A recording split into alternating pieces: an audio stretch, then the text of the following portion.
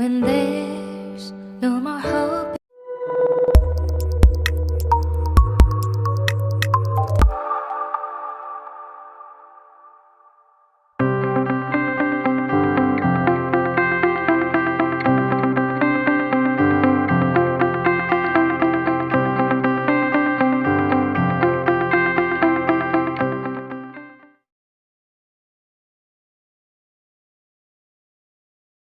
Good morning dear students.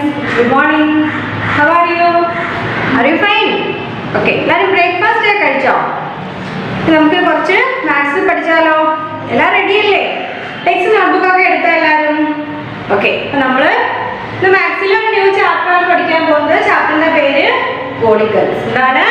Polygons. അപ്പോൾ പോളിഗൺസിന്റെ അകത്ത് നമുക്ക് എന്താ നോക്കാം? പോളിഗൺസ് എന്താന്ന് പഠിക്കാം. Idea of simple closed figures.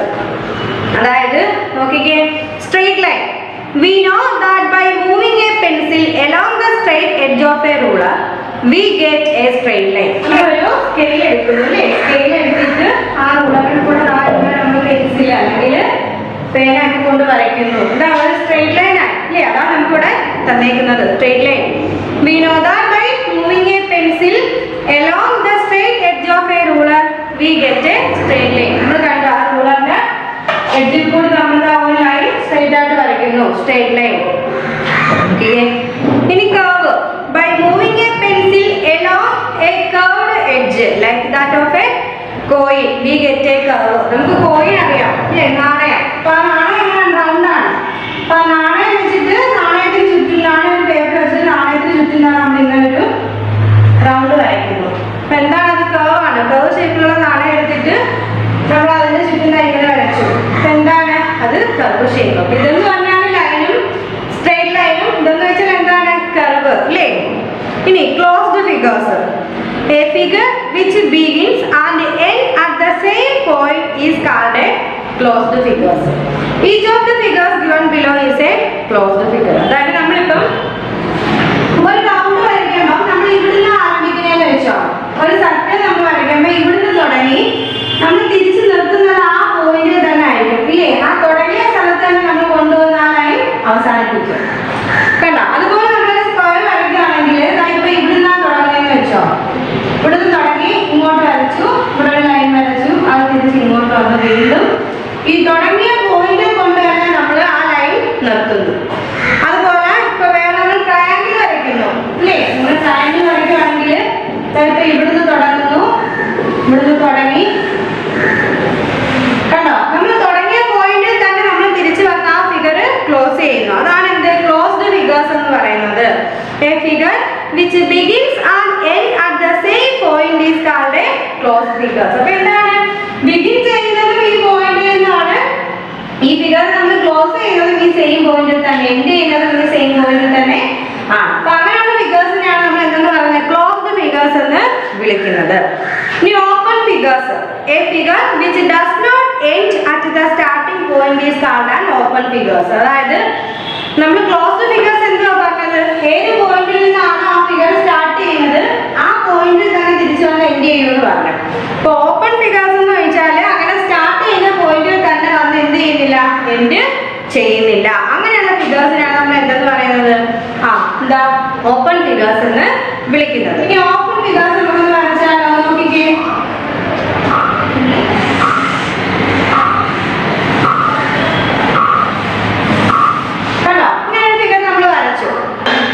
ഈ പോയിന്റിൽ നിന്നാണ് നമ്മൾ സ്റ്റാർട്ട് ചെയ്തത്. ഇവിടുന്ന് സ്റ്റാർട്ട് ചെയ്ത് ഇങ്ങനെ പോയി ഇങ്ങനെ പോയി ഇങ്ങനെ വന്നതാ. നോക്കിക്കേ, തിരിച്ച് നമ്മൾ ഇവിടെ വന്നത്. അപ്പൊ ഇവിടെ സ്റ്റാർട്ട് ചെയ്തു, ഇവിടെ എൻഡ് ചെയ്തു. ഇപ്പൊ എന്താ?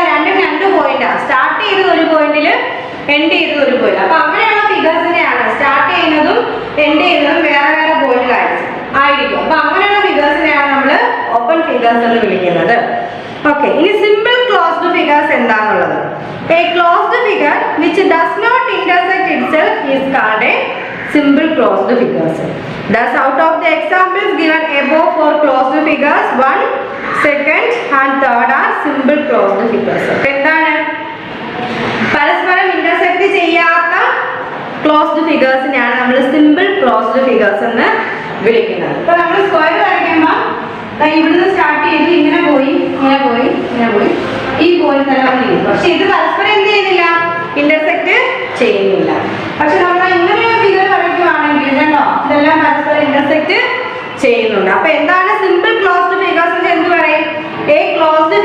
which does not intersect itself. അത് എന്താണ് സ്വയം ഇന്റർസെക്ട് ചെയ്യുന്നില്ലെങ്കിൽ അങ്ങനെയുള്ള ഫിഗേഴ്സിനെയാണ് നമ്മൾ സിമ്പിൾ ക്ലോസ്ഡ് ഫിഗേഴ്സ് എന്ന് വിളിക്കുന്നത്. അങ്ങനെയുള്ള ക്ലോസ്ഡ് ഫിഗേഴ്സിനെയാണ് നമ്മൾ സിമ്പിൾ ക്ലോസ്ഡ് ഫിഗേഴ്സ് എന്ന് വിളിക്കുന്നത്. ഓക്കെ, ഇനി എന്താണ് പോളിഗൺസ്? നമ്മുടെ ചാപ്റ്ററിന്റെ പേര് എന്താണ്? പോളിഗൺസ്. അപ്പൊ എന്താണ് പോളിഗൺസ് എന്ന് നോക്കാം. നോക്കിക്കേ, a simple closed figure formed of 3 or more line segment is called a polygon. അപ്പൊ എന്താണ്? രണ്ടോ മൂന്നോ അല്ലേ, രണ്ടോ അതിലധികമോ ലൈൻ സെഗ്മെന്റ് ചേർന്ന് ഫോം ചെയ്യുന്ന അല്ലെങ്കിൽ ലൈൻ സെഗ്മെന്റ് ചേർന്ന് രൂപം കൊള്ളുന്ന സിമ്പിൾ ക്ലോസ്ഡ് ഫിഗേഴ്സിനെയാണ് നമ്മൾ എന്തെന്ന് വിളിക്കുന്നത്? പോളിഗൺസ് എന്ന് പറയുന്നത്. എന്താ പോളിഗൺസ് എന്ന് വെച്ചാൽ എന്താണ്? രണ്ടോ മൂന്നോ ലൈൻ സെഗ്മെന്റ് ചേർന്ന് രൂപം കൊള്ളുന്ന സിമ്പിൾ ക്ലോസ്ഡ് ഫിഗേഴ്സിനെയാണ് നമ്മൾ എന്തെന്ന് വിളിക്കുന്നത്? പോളിഗൺസ് എന്ന് പറയുന്നത്. അപ്പൊ എന്താ പോളിഗൺസ് എന്ന് വെച്ചാൽ എന്താണ്? A simple closed figure formed of 3 or more the line segment called a polygon. രണ്ടോ മൂന്നോ ലൈൻ സെഗ്മെന്റ് ചേർന്ന് രൂപം കൊള്ളുന്ന സിമ്പിൾ ക്ലോസ്ഡ് ഫിഗേഴ്സിനെയാണ് നമ്മൾ പോളിഗൺസ് എന്ന് പറയുന്നത്. ക്ലിയർ ആയോ? ഓക്കെ, നോക്കിക്കേ. ഇനി sides, vertices and diagonals of A polygon. ഒരു പോളിഗണിന്റെ സൈഡിന് എന്താണ് അതിന്റെ ഡയഗണൽസിനെ കുറിച്ച് നമ്മൾ പഠിക്കാൻ പോകുന്നു. ആദ്യം എന്താണ് സൈഡ് എന്ന് നോക്കാം. The line segment foaming A polygon are called side. അല്ലേ, ലൈൻ സെഗ്മെന്റ് ഫോം ചെയ്യുന്ന ഓരോ ഭാഗത്തെയും ഇപ്പൊ നമുക്ക് ഇങ്ങനൊരു ഫിഗർ ഉണ്ടെങ്കിൽ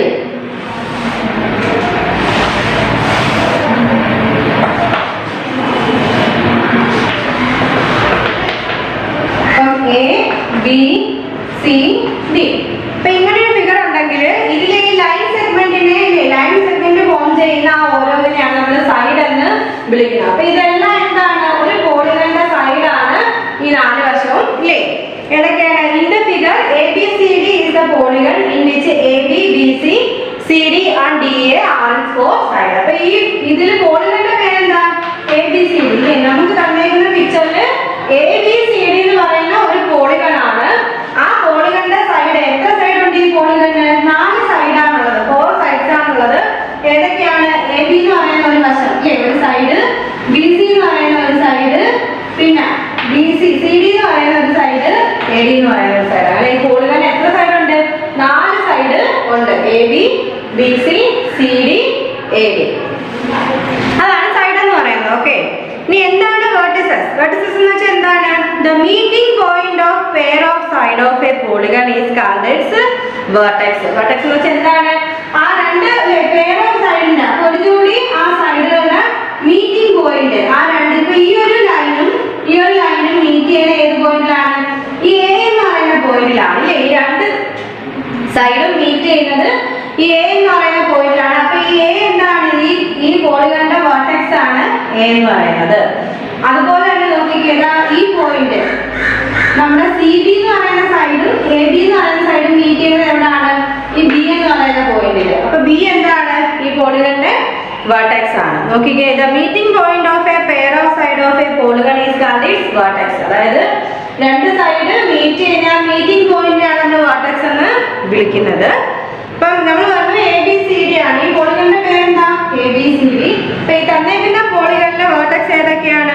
ABCD ആർ ദ വെർട്ടെക്സ്. ഏതൊക്കെയാണ്? ABCD ആണ് ഈ തന്നേക്കുന്ന പോളിഗണിലെ വെർട്ടെക്സ് എന്ന് പറയുന്നത്. C എങ്ങനെ വരും? ഈ DC എന്ന് പറയുന്ന സൈഡും BC എന്ന് പറയുന്ന സൈഡും മീറ്റ് ചെയ്യുന്ന പോയിന്റ് C ആണ്. അതുകൊണ്ട് സിയും ഈ പോളിഗണിലെ വെർട്ടെക്സ് ആണ്.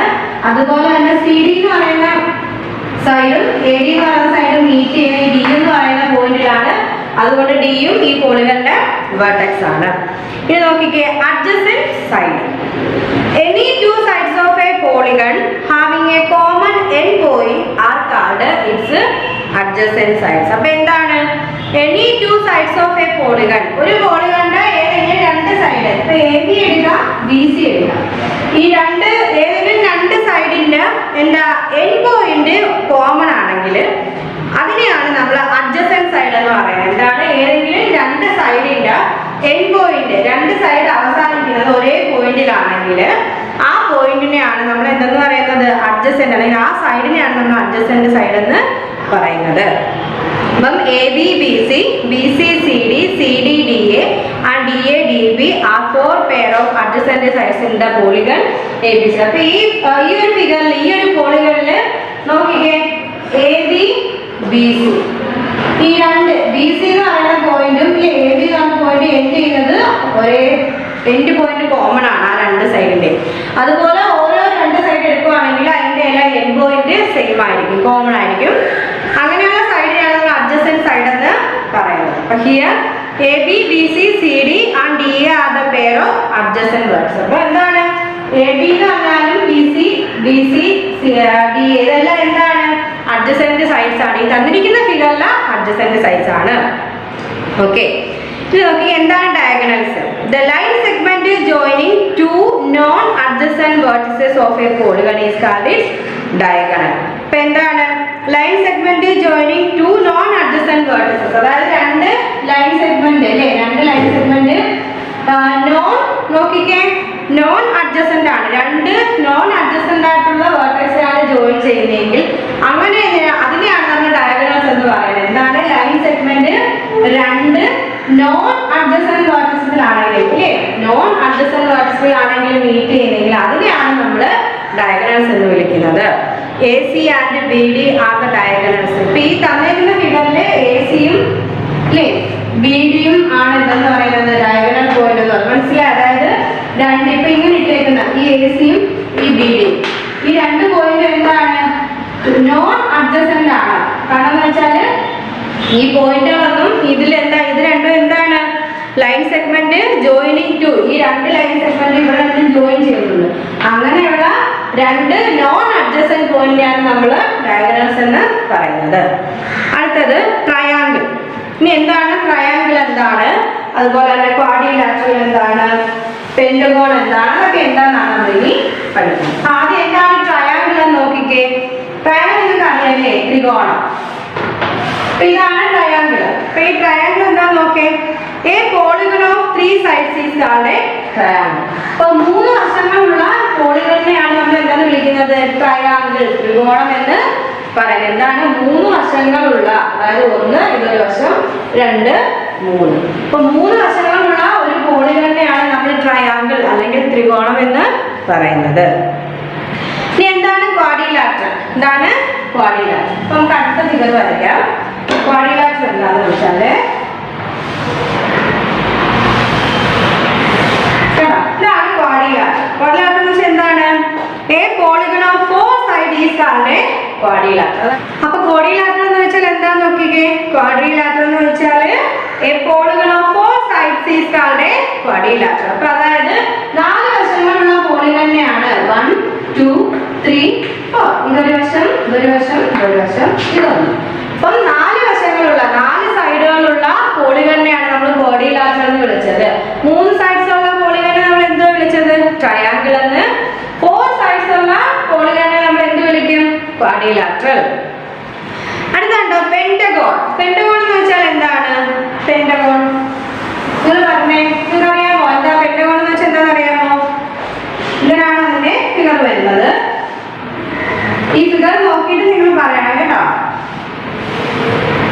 ഇതിന് എത്ര സൈഡ്സ് ഉണ്ട് എനിക്ക് പറഞ്ഞേ. 1 2 3 4 5.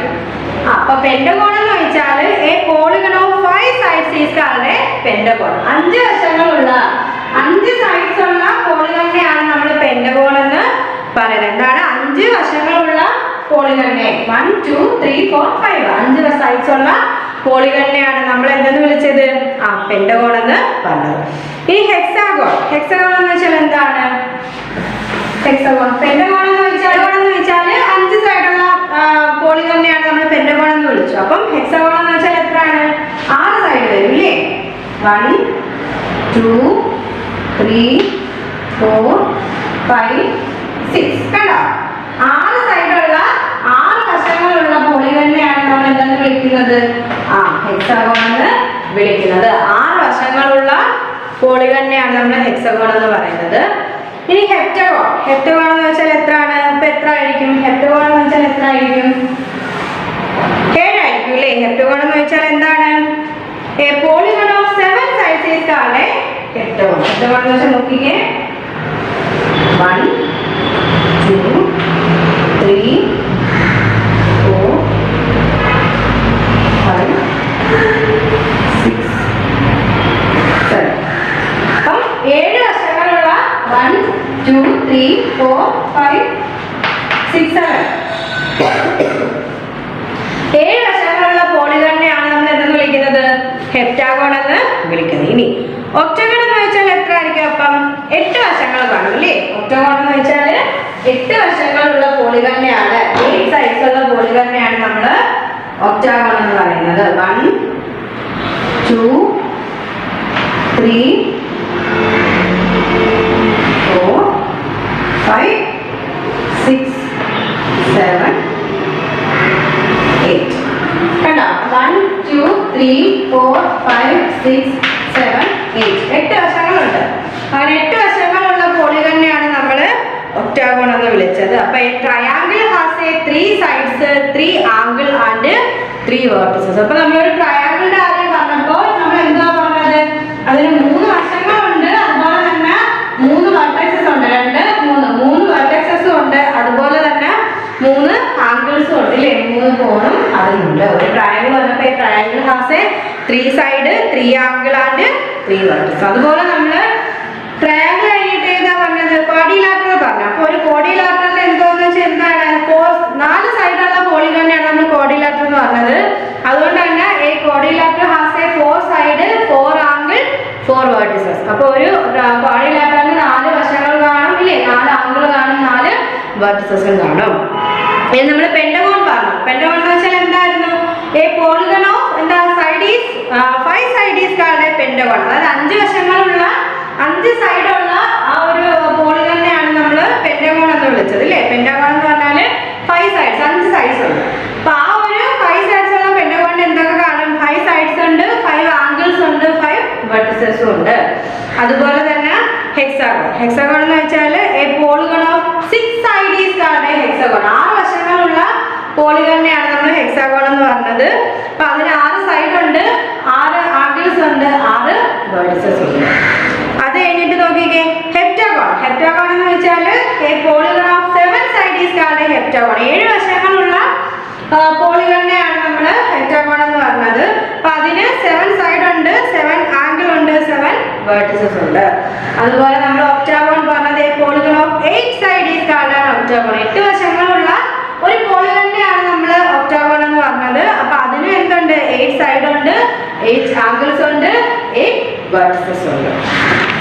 ഓക്കെ, അപ്പൊ ട്രയാങ്കിൾ എന്താണ്, പെന്റഗോൺ എന്താണ്, അതൊക്കെ മനസ്സിലായല്ലോ. ഇനി നമുക്ക് അതിന്റെ എക്സസൈസ് ആണ് കേട്ടോ. Which of the following are simple closed figures? ഈ തന്നേക്കുന്നതിൽ ഏതൊക്കെയാണ്? നമുക്ക് കുറച്ച് ഫിഗർ വന്നിട്ടുണ്ട് ടെക്സ്റ്റിൽ കേട്ടോ. Page number 192. അതിൻ്റെ അത് നമുക്ക് ആദ്യത്തെ എക്സസൈസ് ഫസ്റ്റ് നോക്കിക്കേ. Which of the following are simple closed figures? നമുക്ക് തന്നേക്കുന്നതിൽ ഏതാണ് സിമ്പിൾ ക്ലോസ്ഡ് ഫിഗേഴ്സ് നമ്മൾ കണ്ടുപിടിക്കണം. ഏതൊക്കെയായിരിക്കും നിങ്ങൾക്ക് നോക്കി പറഞ്ഞേ. എ ഉണ്ട്, ബി ഉണ്ട്, ഡി ഉണ്ട്, എഫ് ഉണ്ട്. അതൊക്കെയാണ് അല്ലേ? A B D F. ഏതൊക്കെയാണ് നമുക്ക് തന്നേക്കുന്ന ആൻസർ? നമുക്ക് ഏതൊക്കെ എഴുതാം? എ, പിന്നെ ഏതുണ്ട്? B D F. ഇത് എഴുതിയിട്ട് A B D F are simple closed figures. നമ്മുടെ question which of the following are simple closed figures ആണ്. അപ്പൊ അതിൽ ഏതാ answer? A B D F. അടുത്ത നോക്കിക്കേ, second question. Which of the following are polygons? അതിൽ പോളിഗൺസ് ആയിട്ടുള്ള ഏതൊക്കെയുണ്ട്? നമ്മൾ പഠിച്ചു അല്ലേ? ഏതൊക്കെയാണ്? എ ഉണ്ട്, ബി ഉണ്ട്, സി ഉണ്ട്. തന്നേക്കുന്നതിൽ പോളിഗൺസ് ഏതൊക്കെയാണ്? A B C are polygons. ഇനി അടുത്തത് ഫില്ലിംഗ് ദ ബ്ലാങ്ക്സ് ആണ്. ടീച്ചർ ആൻസർ പറഞ്ഞാൽ നിങ്ങൾ എഴുതിയെടുക്കണം കേട്ടോ. A polygon is a simple closed figure formed by more than dash line segment. Polygon നമ്മൾ പഠിച്ചു. Polygon എന്ന് വെച്ചാൽ എന്തായിരുന്നു? സിമ്പിൾ ക്ലോസ്ഡ് ഫിഗർ ആണ്. ഇല്ലേ? എത്ര ലൈൻ സെഗ്മെന്റ് ചേരുന്നതാണ്? 2ഓ 3ഓ നമ്മൾ പറഞ്ഞു അല്ലേ? അപ്പം നമുക്ക് അവിടെ ആൻസർ എത്ര എഴുതാം? ആദ്യത്തെ ആൻസർ 2 എഴുതാം. 2ഓ 3ഓ അല്ലെങ്കിൽ 2ഓ അതിലധികമോ ലൈൻ സെഗ്മെന്റ് ചേരുന്ന സിമ്പിൾ ക്ലോസ്ഡ് ഫിഗറിനെയാണ് നമ്മൾ പോളിഗൺ എന്ന് വിളിക്കുന്നത്. അപ്പൊ നമ്മുടെ ആൻസർ 2. അടുത്ത question. A polygon formed by 3 line segment is called a dash. അതായത് 3 സൈഡ്സ് അല്ലെങ്കിൽ 3 ലൈൻ സെഗ്മെന്റ് ചേർന്ന് രൂപം കൊള്ളുന്ന പോളിഗണിനെ നമ്മൾ പറയുന്ന പേരെന്താ? 3 സൈഡുള്ള ട്രയാങ്കിൾ. ത്രികോണം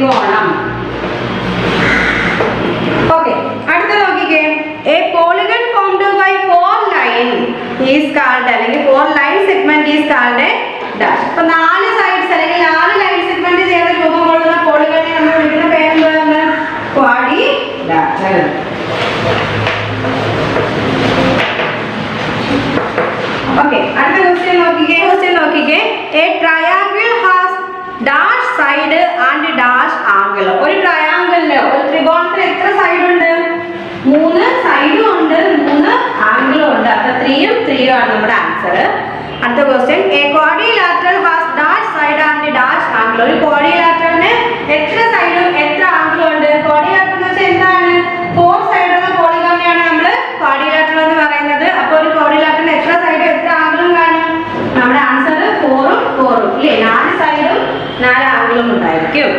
A figure which end at the starting point is called a dash. അതായത് നമ്മൾ സ്റ്റാർട്ട് ചെയ്യുന്ന പോയിന്റിൽ തന്നെ അവസാനിക്കുന്ന ഫിഗേഴ്സിനെ നമ്മൾ എന്ത് പേരാ വിളിച്ചത്? Closed figures. നമ്മുടെ ആൻസർ എന്താണ്? Closed figures.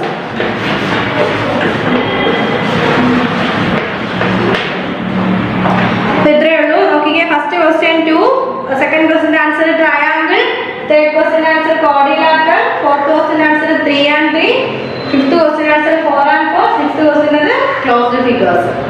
ഓക്കെ, അപ്പൊ ഇത്രയേ ഉള്ളൂ നമ്മുടെ പോളിഗൺ എന്ന് പറയുന്ന ചാപ്റ്റർ. ഈ ചാപ്റ്ററിന്റെ നോട്ട്സ് നിങ്ങൾ കംപ്ലീറ്റ് ആക്കണം. അതായത് ഫസ്റ്റ് ഹോംവർക്ക് ടീച്ചർ ആൻസർ പറഞ്ഞു തന്നു, സെക്കൻഡ് ഹോംവർക്കിന്റെ ആൻസർ പറഞ്ഞു തന്നാൽ നിങ്ങൾ നോട്ട്ബുക്കിലോട്ട് എഴുതി ഫില്ലിംഗ് ദ ബ്ലാങ്ക്സും എഴുതി ടീച്ചറിന്റെ നോട്ട് കംപ്ലീറ്റ് ആക്കി സെൻഡ് ചെയ്ത് തരണം.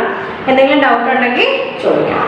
ഓക്കെ, പിന്നെ നമുക്ക് കുറച്ച് സോഷ്യൽ സ്റ്റഡീസ് പഠിക്കാം. ഇപ്പൊ സോഷ്യൽ സ്റ്റഡീസിന്റെ പൊളിറ്റിക്സ് പാർട്ടിൽ, അതായത് യൂണിറ്റ് 3 5 അഞ്ചാമത്തെ ചാപ്റ്റർ ആണ് നമ്മൾ സ്റ്റഡി ചെയ്യാൻ പോകുന്നത്. How we govern our communities. നമ്മുടെ കമ്മ്യൂണിറ്റീസ് നമ്മൾ എങ്ങനെ ഗവേൺ ചെയ്യും, നമ്മുടെ കമ്മ്യൂണിറ്റി എങ്ങനെയാണ് ഭരിക്കുന്നത്. Okay, communities both urban and rural require public utilities such as water supply, electricity, roads, educational institutions and healthcare facilities. അപ്പോൾ നമുക്കറിയാം നമ്മുടെ അർബൻ കമ്മ്യൂണിറ്റി ആയാലും റൂറൽ കമ്മ്യൂണിറ്റി ആയാലും, അതായത് നമ്മുടെ ഗ്രാമപ്രദേശം ആയാലും നഗരപ്രദേശം, ഏത് കമ്മ്യൂണിറ്റി ഏത് സമൂഹം ആയാലും നമുക്കെല്ലാം പബ്ലിക് യൂട്ടിലിറ്റീസ് വേണം. നമുക്ക് വാട്ടർ സപ്ലൈ ആവശ്യമുണ്ട്, ഇലക്ട്രിസിറ്റി വേണം, റോഡ് വേണം, എഡ്യൂക്കേഷൻ ഇൻസ്റ്റിറ്റ്യൂഷൻ വേണം, ഹെൽത്ത് കെയർ ഫെസിലിറ്റി, ഇതെല്ലാം അർബൻ ആയാലും റൂറൽ പീപ്പിളിന് ആയാലും ആവശ്യമുള്ളതാണ്. These are also called civic amenities. അപ്പൊ ഈ ഇതിനെല്ലാം നമ്മളിപ്പോ പറഞ്ഞ ഈ ഒരു റോഡ് ആയാലും, അതുപോലെ തന്നെ ട്രാൻസ്പോർട്ട് ആയാലും, അതുപോലെ തന്നെ ഹെൽത്ത് കെയർ ആയാലും, ഇതിനെല്ലാം കൂടെ നമ്മൾ വിളിക്കുന്ന പേരാണ് സിവിക് അമ്യൂണിറ്റീസ്. എന്താ വിളിക്കുന്നത്? സിവിക് അമ്യൂണിറ്റീസ് എന്നാണ് നമ്മൾ ഇതിനെല്ലാം വിളിക്കുന്നത്. ഓക്കെ, നോക്കിക്കേ, the responsibility of managing and controlling civic amenities lies with the government. അപ്പോൾ ഈ ഒരു ഈ സിവിക് അമ്യൂണിറ്റീസ് മാനേജ് ചെയ്യുക, അതുപോലെ തന്നെ ഇത് കൺട്രോൾ ചെയ്യുക, ഈ ഉത്തരവാദിത്വം എല്ലാം കിടക്കുന്ന ആളിലാണ്? നമ്മുടെ ഗവൺമെന്റിലാണ്. The people of every village, town and city elect representatives to govern their community. അപ്പോൾ എല്ലാ ഗ്രാമത്തിലായാലും സിറ്റിയിലെ ആയാലും ടൗണിലെ ആയാലും എല്ലാ ആൾക്കാരും എന്ത് ചെയ്യുന്നു? അവർക്ക് നമുക്ക് നമ്മുടെ കമ്മ്യൂണിറ്റിയെ ഭരിക്കേണ്ടുന്ന റെപ്രസെന്റേറ്റീവ്സിനെ നമ്മൾ തിരഞ്ഞെടുക്കും. In other words, people themselves govern their community through their representatives. അപ്പോൾ മറ്റൊരു വാക്കിൽ നമുക്ക് എന്ത് പറയാം? നമ്മുടെ കമ്മ്യൂണിറ്റിയെ നമ്മൾ ഭരിക്കുകയാണല്ലേ, നമ്മൾ തിരഞ്ഞെടുക്കുന്ന റെപ്രസെന്റേറ്റീവ്സിലൂടെ നമ്മൾ തന്നെ നമ്മുടെ കമ്മ്യൂണിറ്റിയെ ഭരിക്കുന്നു. നോക്കിക്കേ, the system is therefore called local self government. അപ്പോൾ ആ ഒരു സിസ്റ്റത്തെ നമുക്ക് എന്ത് വിളിക്കാം? ലോക്കൽ സെൽഫ് ഗവൺമെന്റ് എന്ന് വിളിക്കാം. നമുക്ക് എന്ത് വിളിക്കാം? Local self government. ആ ഒരു സിസ്റ്റത്തെ നമുക്ക് ലോക്കൽ സെൽഫ് ഗവൺമെന്റ് എന്ന് വിളിക്കാം. In India, the local self-government body for a rural area is called Panchayat, and the local self-government body for an urban area is called the municipality. അപ്പോൾ നമ്മൾ പറഞ്ഞു എന്താണ് ഒരു പ്രാദേശിക സ്വയംഭരണ ഗവൺമെന്റ് നമുക്ക് ഉണ്ടെന്ന് പറഞ്ഞു. അപ്പൊ അത് വില്ലേജിലുള്ള ആ ഒരു എന്താണ് ലോക്കൽ സെൽഫ് ഗവൺമെന്റിനെ നമ്മൾ പഞ്ചായത്ത് എന്നാണ് വിളിക്കുന്നത്. അതുപോലെ തന്നെ ടൗണിലുള്ള അല്ലെങ്കിൽ അർബൻ ഏരിയാസിലുള്ള റൂറൽ ഏരിയാസിലുള്ള ആ ഒരു ലോക്കൽ സെൽഫ് ഗവൺമെന്റിനെ നമ്മൾ എന്തെന്ന് വിളിച്ചു? പഞ്ചായത്ത് എന്ന് വിളിച്ചു. അതുപോലെ നമ്മുടെ അർബൻ ഏരിയാസിലുള്ള ഈ ഒരു ലോക്കൽ സെൽഫ് ഗവൺമെന്റിനെ നമ്മൾ മുനിസിപ്പാലിറ്റി എന്ന് വിളിക്കുന്നു. ഇനി advantages of local self government. ഈ ലോക്കൽ സെൽഫ് ഗവൺമെന്റിന്റെ എല്ലാം അഡ്വാൻറ്റേജസിലെ ഗുണങ്ങൾ എന്താണുള്ളത്? Local people and their representatives are in the best position to understand the problems of any village or town. ഇപ്പൊ ഏതൊരു വില്ലേജ് എടുത്താലും ഏതൊരു ടൗൺ എടുത്താലും അവിടുത്തെ പ്രദേശവാസികൾക്കും അതുപോലെ തന്നെ അവരുടെ പ്രതിനിധികൾക്കും അറിയാൻ പറ്റും അവിടെ എന്തൊക്കെ പ്രോബ്ലംസ് ഉണ്ടെന്ന് അവർക്കായിരിക്കും കൂടുതലായിട്ട് അറിയാൻ സാധിക്കുന്നത്. ആ പ്രദേശത്ത് താമസിക്കുന്നവർക്കായിരിക്കും അത് കൂടുതലായിട്ട് അറിയാൻ സാധിക്കുന്നത്. So problems are not neglected and people have to solve them quickly as it for their own good. അപ്പൊ എന്താണ്? അപ്പൊ അവിടെ എന്ത് പ്രശ്നം ഉണ്ടായാലും ആ വില്ലേജിൽ ഉണ്ടാവുന്ന പ്രശ്നങ്ങളെ നെഗ്ലക്ട് ചെയ്യാതെ എല്ലാവരുടെയും നന്മയ്ക്ക് വേണ്ടി അത് പരിഹരിക്കാൻ അവരെല്ലാവരും കൂടി ശ്രമിക്കും. അടുത്ത നോക്കിക്കേ, the experience of dealing with problems make the local people self-reliant and responsible. അപ്പൊ ആ ഒരു പ്രദേശത്ത് ഉണ്ടാവുന്ന എന്തെങ്കിലും പ്രോബ്ലം ഉണ്ടാവുകയാണെങ്കിൽ അവരെല്ലാവരും അവിടുത്തെ ലോക്കൽ പീപ്പിളിലെ അവിടുത്തെ പ്രദേശവാസികൾ എന്ത് ചെയ്യുക, അവര് ഉത്തരവാദിത്തം ഏറ്റെടുത്ത് അത് പരിഹരിക്കാൻ ശ്രമിക്കും. പിന്നെ this enable them to act responsibility during emergency. അപ്പൊ എന്തെങ്കിലും ഒരു എമർജൻസി സിറ്റുവേഷൻ വന്നാൽ പോലും അത് കൈകാര്യം ചെയ്യാൻ അല്ലെങ്കിൽ ആ ഒരു സിറ്റുവേഷനെ മറികടക്കാൻ അവിടുത്തെ ലോക്കൽ പീപ്പിളിന് അതുവഴി സാധിക്കും. For example during cyclones or floods they can start rescue and relief work before help arrives from the state or central government. For example ആയിട്ട് പറയുകയാണെങ്കിൽ അവിടെ എന്തെങ്കിലും വെള്ളപ്പൊക്കം ഉണ്ടാകുമ്പോഴോ അല്ലെങ്കിൽ ഒരു ചുഴലിക്കാറ്റൊക്കെ സംഭവിക്കുകയാണെങ്കിൽ എന്താണ് ഗവൺമെന്റിന്റെ സെൻട്രൽ ഗവൺമെന്റിന്റെ അല്ലെങ്കിൽ സ്റ്റേറ്റ് ഗവൺമെന്റിന്റെ ഒന്നും ഹെൽപ്പ് എത്തുന്നതിന് മുമ്പേ തന്നെ അവിടുത്തുള്ള അല്ലെ പ്രദേശവാസികൾ എന്തോ ചെയ്യും, അതിന് വേണ്ടിയിട്ടുള്ള അല്ലെ പ്രവർത്തനങ്ങൾ അവരെ രക്ഷിക്കാൻ അല്ലെങ്കിൽ അവർ വെള്ളപ്പൊക്കത്തെ തടയാനുള്ള പ്രവർത്തനങ്ങൾ അവർ തന്നെ ചെയ്യും. അതിന് വേണ്ടുന്ന അല്ലെ നിയന്ത്രണങ്ങൾ അല്ലെങ്കിൽ ആ ഒരു എന്താണ് ആ ഒരു എമർജൻസി സിറ്റുവേഷനിൽ നിന്ന് മറികടക്കാൻ മറികടക്കാൻ ഗവൺമെന്റ് എത്തുന്നതിന് മുമ്പ് തന്നെ ഗവൺമെന്റിൽ നിന്ന് സഹായങ്ങൾ എത്തുന്നതിന് മുമ്പ് തന്നെ അവർ അതിന് വേണ്ടുന്ന കാര്യങ്ങൾ ചെയ്യും. Local self-government reduces the work of the central and the state government by taking care of civic amenities at the local level. അപ്പൊ എന്താണ് ഇപ്പൊ ഈ നമ്മൾ പറഞ്ഞില്ലേ പ്രാദേശികമായിട്ട് അതായത് പ്രദേശത്ത് സിവിക് കമ്മ്യൂണിറ്റീസ് വേണമെന്ന് പറഞ്ഞു. അപ്പൊ ആ ഒരു സിവിക് കമ്മ്യൂണിറ്റീസ് അതിന്റെ ഉത്തരവാദിത്തം ഏറ്റെടുത്ത് അല്ലെങ്കിൽ അതിന്റെ ഉത്തരവാദിത്തം ഏറ്റെടുത്തിട്ട് എന്ത് ചെയ്യുന്നു, സെൻട്രൽ ഗവൺമെന്റിന്റെയും സ്റ്റേറ്റ് ഗവൺമെന്റിന്റെയും വർക്ക് നമ്മുടെ ലോക്കൽ സെൽഫ് ഗവൺമെന്റ് കുറയ്ക്കുന്നു. അപ്പൊ ഇതാണ് എന്താ advantages of local self government എന്ന് പറയുന്നത്. ഇനി എന്താണ് പഞ്ചായത്തി രാജ്? എന്താണ് പഞ്ചായത്തി രാജ്? ഇനി കേട്ടിട്ടുണ്ടോ പഞ്ചായത്തി രാജിനെ കുറിച്ച്? കേട്ടിട്ടുണ്ടോ?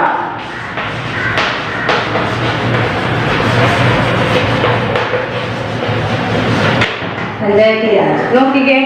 In ancient India, villagers managed their affairs through a body called panchayat. അപ്പൊ നമ്മുടെ പുരാതന ഇന്ത്യയില് എന്താണ് വില്ലേജസ് ഗ്രാമപ്രദേശത്തിലുള്ള ആൾക്കാര് അവരുടെ പ്രശ്നങ്ങളൊക്കെ എങ്ങനെയായിരുന്നു അവര് ഒതുക്കുന്ന അവരുടെ കാര്യങ്ങളൊക്കെ അവർ മാനേജ് ചെയ്തിരുന്നത് അവർക്കൊരു ബോഡി ഇല്ലേ ഒരു സമിതി ഉണ്ടായിരുന്നത് നമ്മൾ പഞ്ചായത്ത് എന്നാണ് വിളിക്കുന്നത്. The term panchayat come from the word panch which was used for 5 village elders who settled dispute and took decisions. അപ്പൊ ഈ പഞ്ച് എന്ന് പറയുന്ന ഒരു വേർഡിൽ നിന്നാണ് ഈ പഞ്ചായത്ത് എന്ന് പറയുന്ന ആ ഒരു വേർഡ് രൂപം കൊണ്ടത്. അപ്പൊ പഞ്ചിന്റെ അർത്ഥം എന്താണ്? 5 ആ പ്രദേശത്തെ മുതിർന്ന 5 പൗരന്മാർ ഇരുന്നിട്ട് അവരുണ്ടാകുന്ന എല്ലാ വഴക്കുകൾക്കും ഇല്ലെ എല്ലാ പ്രോബ്ലംസിനെയും പരിഹരിക്കുകയാണ് ചെയ്യുന്നത്. അതുകൊണ്ടാണ് punch 5.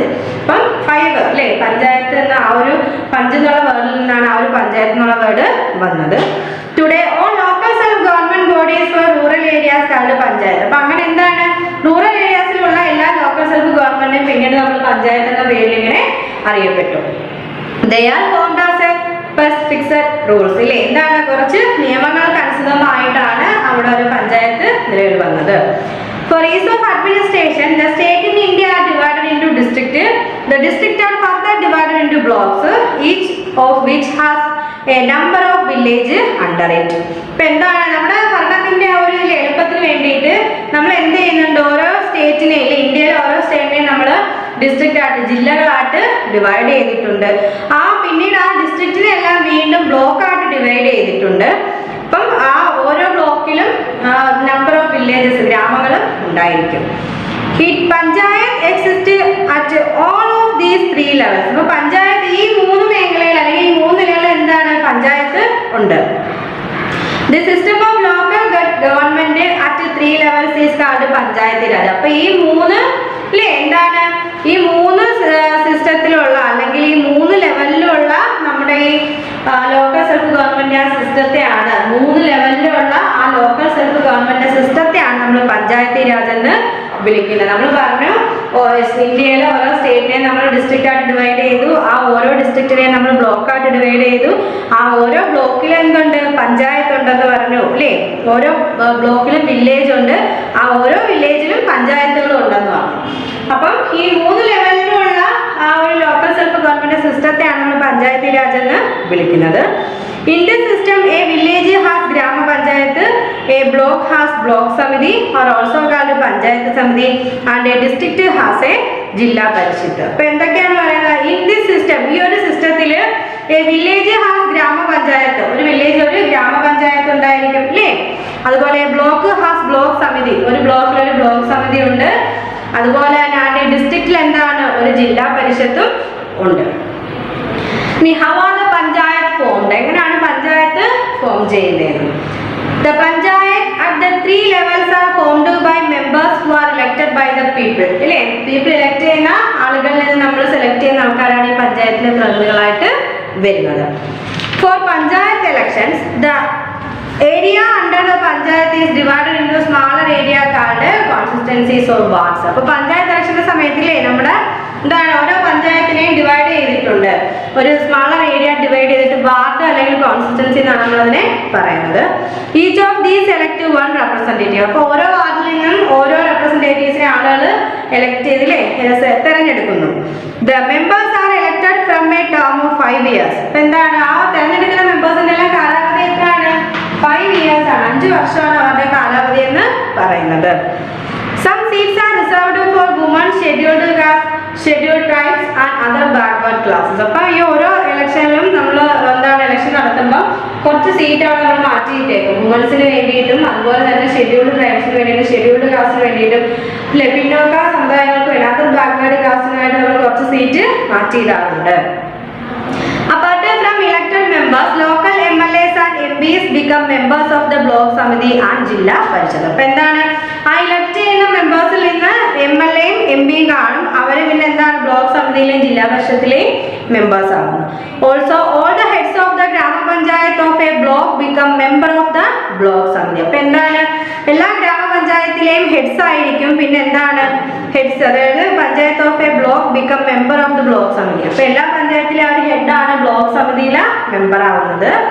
Similarly, all the heads of the block samiti of a district become members of the zilla പരിഷത്ത്. അപ്പം ഈ എല്ലാ ബ്ലോക്ക് സമിതിയുടെയും മെമ്പേഴ്സ് ഓരോ ഡിസ്ട്രിക്റ്റിലെയും എല്ലാ ബ്ലോക്ക് സമിതിയുടെയും ഹെഡ് ആയിരിക്കും നമ്മുടെ ജില്ലാ പരിഷത്തിലെ മെമ്പേഴ്സ് ആവുന്നത്.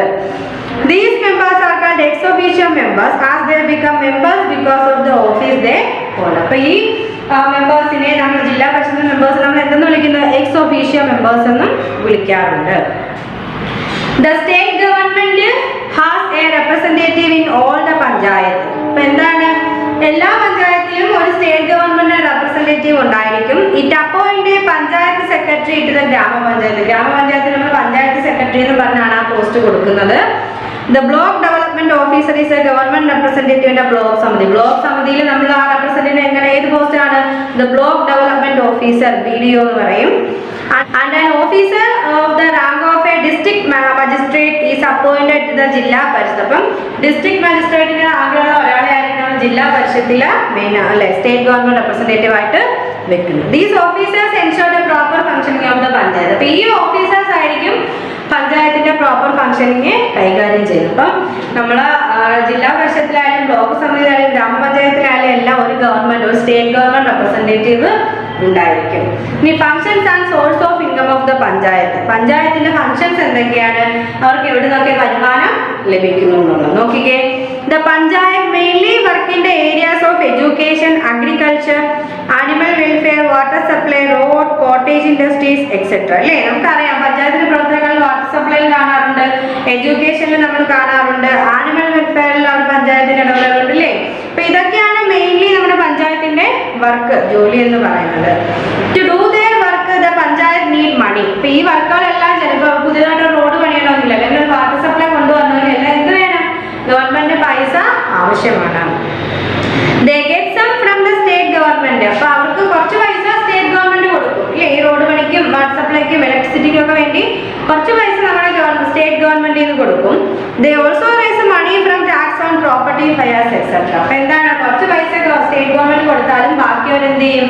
ടാക്സിലൂടെ ഒക്കെ അവര് നേടി അല്ലേ സമ്പാദിക്കുന്നു നമ്മുടെ ഗവൺമെന്റ്.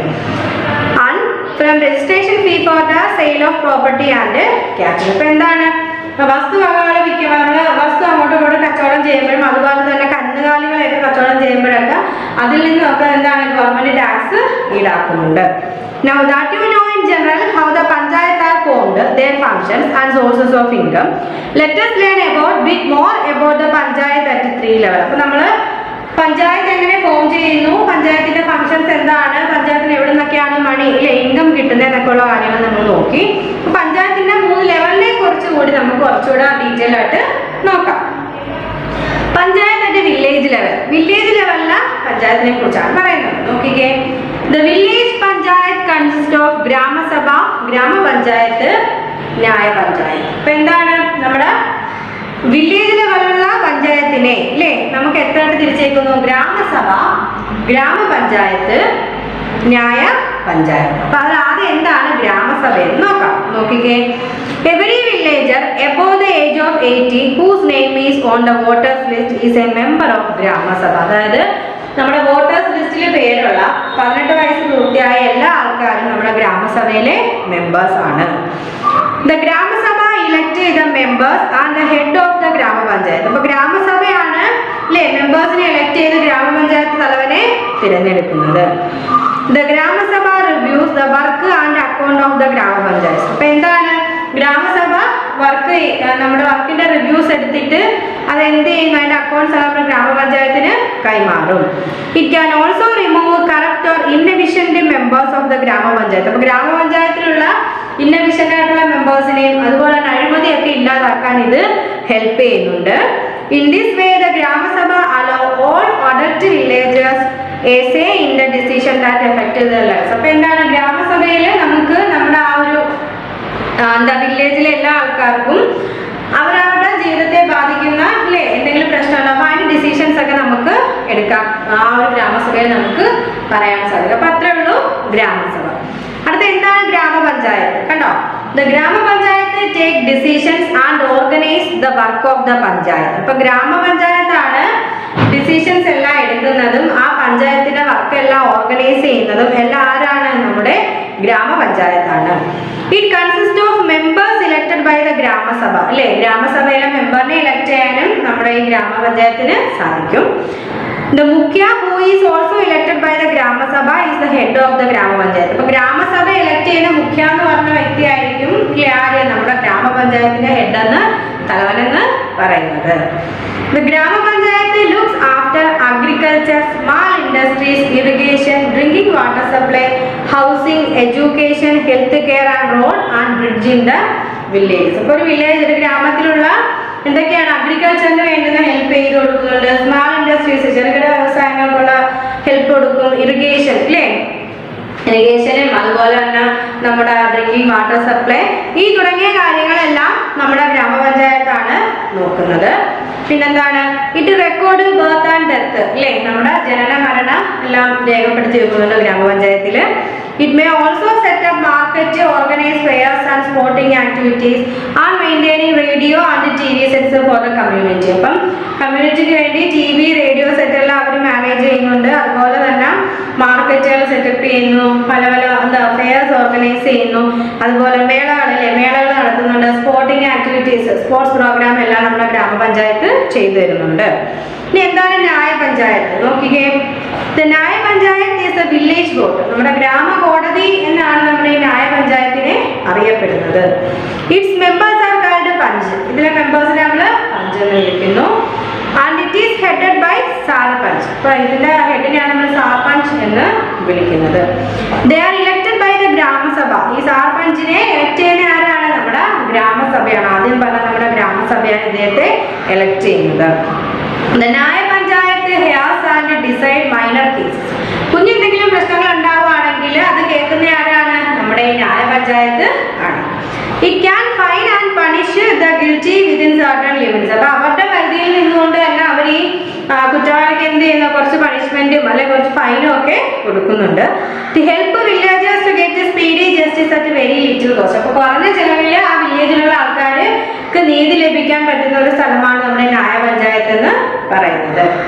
ഇനി എന്താണ് ബ്ലോക്ക് സമിതി? നോക്കിക്കേ, state with a population of more than 20 lakh have block സമിതി. അപ്പൊ എന്താണ് 20 ലക്ഷത്തിലധികം ജനസംഖ്യയുള്ള സംസ്ഥാനങ്ങൾ നമ്മുടെ ഈ ബ്ലോക്ക് സമിതി ഉണ്ടായിരിക്കും. 20 ലക്ഷത്തിലധികം പോപ്പുലേഷൻ ഉള്ള state with a population of more than 20 lakh 20 ലക്ഷത്തില് അല്ലെ പുറത്ത് ജനസംഖ്യ 20 ലക്ഷത്തിലധികം ജനസംഖ്യയുള്ള സംസ്ഥാനങ്ങളിൽ നമ്മുടെ ഈ ബ്ലോക്ക് സമിതി കാണാം. Members of a block samiti are elected by the people of the block. ആ ബ്ലോക്കിലുള്ള പീപ്പിൾ ആയിരിക്കും ഈ ബ്ലോക്ക് സമിതിയിലേക്ക് വേണ്ടുന്ന മെമ്പേഴ്സിനെ ഇലക്ട് ചെയ്യുന്നത്. The block samiti also have some ex officio members. ഈ ബ്ലോക്ക് സമിതിയിലും കുറച്ച് എക്സ് officio members ഉണ്ട്. The members of the block samiti elect a chairperson called Pramukh and a vice chairperson called Up-Pramukh from among themselves. അപ്പോൾ ഈ നമ്മൾ vote ചെയ്തെടുക്കുന്ന ആളുകളിൽ നിന്ന് തന്നെ നമ്മളൊരു എന്താണ് ബ്ലോക്ക് സമിതിയിൽ നമ്മൾ ചെയർപേഴ്സണെ സെലക്ട് ചെയ്യും, അദ്ദേഹത്തെ നമ്മൾ പ്രമുഖ എന്ന് പറയും. ഒരു വൈസ് ചെയർപേഴ്സണെയും സെലക്ട് ചെയ്യും, അദ്ദേഹത്തെ നമ്മൾ ഉപപ്രമുഖ എന്നൊക്കെ നമ്മൾ വിളിക്കും. ഇനി ദ ബ്ലോക്ക് സമിതി supervise the work of the ഗ്രാമപഞ്ചായത്ത് വിത്തിൻ ദ ബ്ലോക്ക്. അപ്പോൾ ആ ഒരു ബ്ലോക്കിന്റെ അകത്തുള്ള ഗ്രാമപഞ്ചായത്തുകളുടെ എല്ലാം വർക്ക് സൂപ്പർവൈസ് ചെയ്യണം, അല്ലേ? ഓരോ ജോലികളും സൂപ്പർവൈസ് ചെയ്യണം നമ്മുടെ ഈ ഒരു ബ്ലോക്ക് സമിതി ആയിരിക്കും.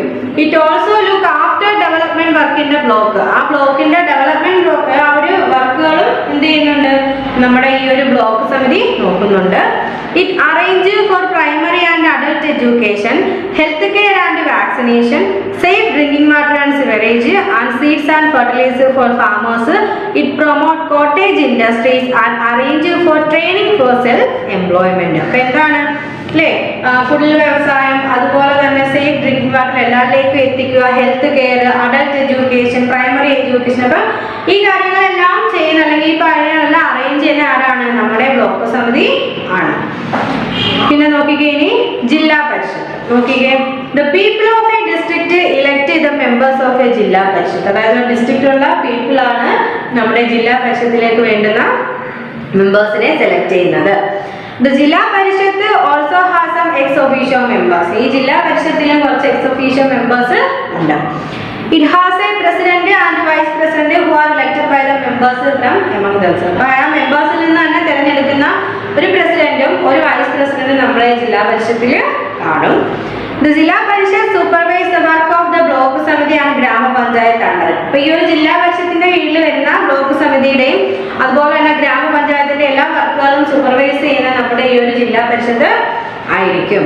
It examine the budget of the block samiti and distribute government fund among them. നമ്മുടെ ബ്ലോക്ക് സമിതിയുടെ ബഡ്ജറ്റ് എക്സാമിൻ ചെയ്യുന്ന ആരാണ്, നമ്മുടെ ജില്ലാ പരിഷത്താണ്. എക്സാമിൻ ചെയ്തിട്ട് ഗവൺമെന്റ് പ്രൊവൈഡ് ചെയ്യുന്ന ഫണ്ട് ഈ എന്താ നമ്മുടെ ബ്ലോക്ക് സമിതിക്ക് കൊടുക്കുന്ന നമ്മുടെ ജില്ലാ പരിഷത്താണ്.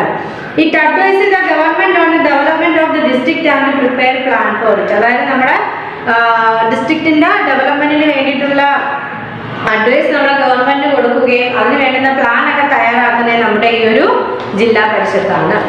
ഓക്കെ, ഇനി നമ്മൾ നോക്കുന്നത് എന്താണ് മുനിസിപ്പാലിറ്റീസ്, ഇല്ലേ? നമ്മൾ പറഞ്ഞു അർബൻ ഏരിയാസിൽ മുനിസിപ്പാലിറ്റീസ് ആണ്, റൂറൽ ഏരിയാസിൽ പഞ്ചായത്താണ് ഭരണം നടത്തുന്നത്. നമ്മുടെ മുനിസിപ്പാലിറ്റീസ് ആണ് അർബൻ ഏരിയാസിൽ ഭരണം നടത്തുന്നത്. അപ്പൊ എന്താണ് മുനിസിപ്പാലിറ്റീസ് എന്ന് നോക്കാം. നോക്കിക്കേ, urban local self government bodies are called municipalities. അപ്പൊ അർബൻ ഏരിയാസിലുള്ള ലോക്കൽ സെൽഫ് ഗവൺമെന്റിനെയാണ് നമ്മൾ മുനിസിപ്പാലിറ്റീസ് എന്ന് പറയുന്നത്. In India there are three main type of municipalities. നമ്മുടെ ഇന്ത്യയിൽ 3 തരത്തിലുള്ള മുനിസിപ്പാലിറ്റീസ് ആണുള്ളത്. നോക്കിക്കേ, semi urban areas, that is areas that are gradually changing from rural to urban, have Nagar panchayat. അപ്പൊ നഗര പഞ്ചായത്ത് നമ്മൾ പറയാം. അതായത് എന്താണ് ഈ സെമി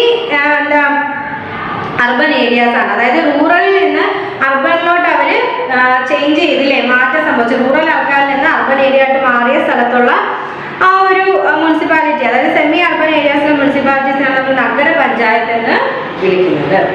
ഇനി cities with a population of less than 10 lakh have municipal council. അതായത് 10 ലക്ഷത്തിൽ താഴെ ജനസംഖ്യയുള്ള ആ ഒരു സിറ്റിയുടെ ആ ഒരു മുനിസിപ്പാലിറ്റിയാണ് നമ്മൾ മുനിസിപ്പൽ കൗൺസിൽ എന്ന് പറയുന്നത്. ഇനി and cities with a larger population have municipal corporation. ഇനി എന്താണ് ലാർജ് ജനസംഖ്യയുള്ള സ്ഥലത്തെ മുനിസിപ്പാലിറ്റീസ് ആണ് മുനിസിപ്പൽ കോർപ്പറേഷൻ എന്ന് പറയുന്നത്. അപ്പൊ ഈ ചാപ്റ്ററിൽ നമ്മൾ മുനിസിപ്പൽ കോർപ്പറേഷനെ കുറിച്ച് മാത്രമേ പഠിക്കുന്നുള്ളൂ. മുനിസിപ്പൽ എന്താണ് കൗൺസിലിനെ കുറിച്ചോ മുനിസിപ്പൽ അല്ലെങ്കിൽ നഗര പഞ്ചായത്തിനെ കുറിച്ചോ നമ്മൾ ഈ ചാപ്റ്ററിൽ ഡിസ്കസ് ചെയ്യുന്നില്ല. നമ്മൾ മുനിസിപ്പൽ കോർപ്പറേഷനെ കുറിച്ച് മാത്രമേ നമ്മൾ പഠിക്കുന്നുള്ളൂ. നമ്മൾ മുനിസിപ്പാലിറ്റീസ് പറഞ്ഞാൽ നമ്മുടെ ഇന്ത്യയിൽ 3 ടൈപ്പ് ഓഫ് മുനിസിപ്പാലിറ്റീസ് ആണ് നമ്മളുള്ളത്. നഗര panchayat, municipal council, municipal corporation. അത് മുനിസിപ്പൽ കോർപ്പറേഷനെ കുറിച്ച് മാത്രമാണ് നമ്മൾ ഈ ചാപ്റ്ററിൽ പഠിക്കുന്നത്. അപ്പൊ ആദ്യം മുനിസിപ്പൽ കോർപ്പറേഷന്റെ കോമ്പോസിഷൻ, ഇല്ലേ, അതിന്റെ ആ ഒരു ഘടന, അതിന്റെ മെമ്പേഴ്സിനെ കുറിച്ചൊക്കെ നമുക്കൊന്ന് നോക്കാം. നോക്കിക്കേ, composition. The municipal corporation consists of members elected by the registered voters of the city. ആ സിറ്റിയിലെ രജിസ്റ്റേർഡ് വോട്ടേഴ്സ് സെലക്ട് ചെയ്ത ആൾക്കാരായിരിക്കും നമ്മുടെ മുനിസിപ്പൽ കോർപ്പറേഷന്റെ മെമ്പേഴ്സ് എന്ന് പറയുന്നത്. Those who are 21 years of age or above may stand for election. ഇല്ലേ, 21 വയസ്സിന്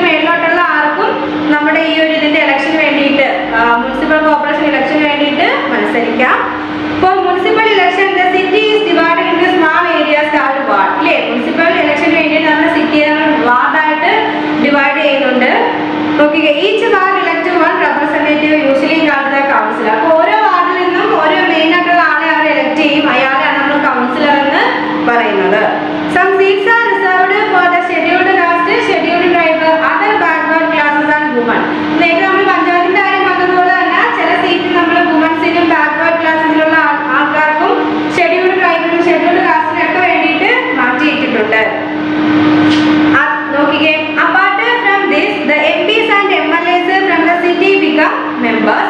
Some distinguished residents of the city are appointed as members. They are called aldermen. അതായത് എന്താണ്, സിറ്റിയിലുള്ള കുറച്ച് വിശിഷ്ട താമസക്കാരെ കൂടി നമ്മൾ ഇലക്ഷനിൽ ഉൾപ്പെടുത്തും. അവരെയാണ് aldermen എന്ന് പറയുന്നത്. ഇനി the members of the corporation elected presiding officer called the mayor. അതായത് എന്താണ്, ആ കോർപ്പറേഷനിലുള്ള ഒരു എന്താണ് ഒരു പ്രിസൈഡിംഗ് ഓഫീസർ അല്ലെങ്കിൽ ഒരു മെമ്പറിനെ നമ്മൾ സെലക്ട് ചെയ്തെടുക്കുന്നു. അദ്ദേഹത്തെ നമ്മൾ മേയർ എന്ന് പറയും.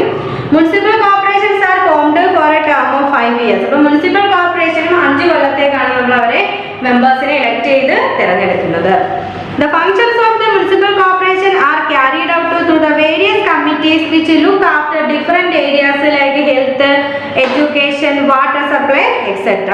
അപ്പോൾ ഈ നമ്മൾ നേരത്തെ പറഞ്ഞ പോലെ തന്നെ നമ്മുടെ സിവിക് കമ്മിറ്റീസ് പറഞ്ഞില്ലേ, ഹെൽത്ത് ആയാലും എഡ്യൂക്കേഷൻ, അപ്പോൾ ഇതൊക്കെ മെയിൻറ്റെയിൻ ചെയ്യുക എന്നുള്ളതാണ് ഈ മുനിസിപ്പാലിറ്റിയുടെ മെയിൻ ആയിട്ടുള്ള ഫംഗ്ഷൻ എന്ന് പറയുന്നത്.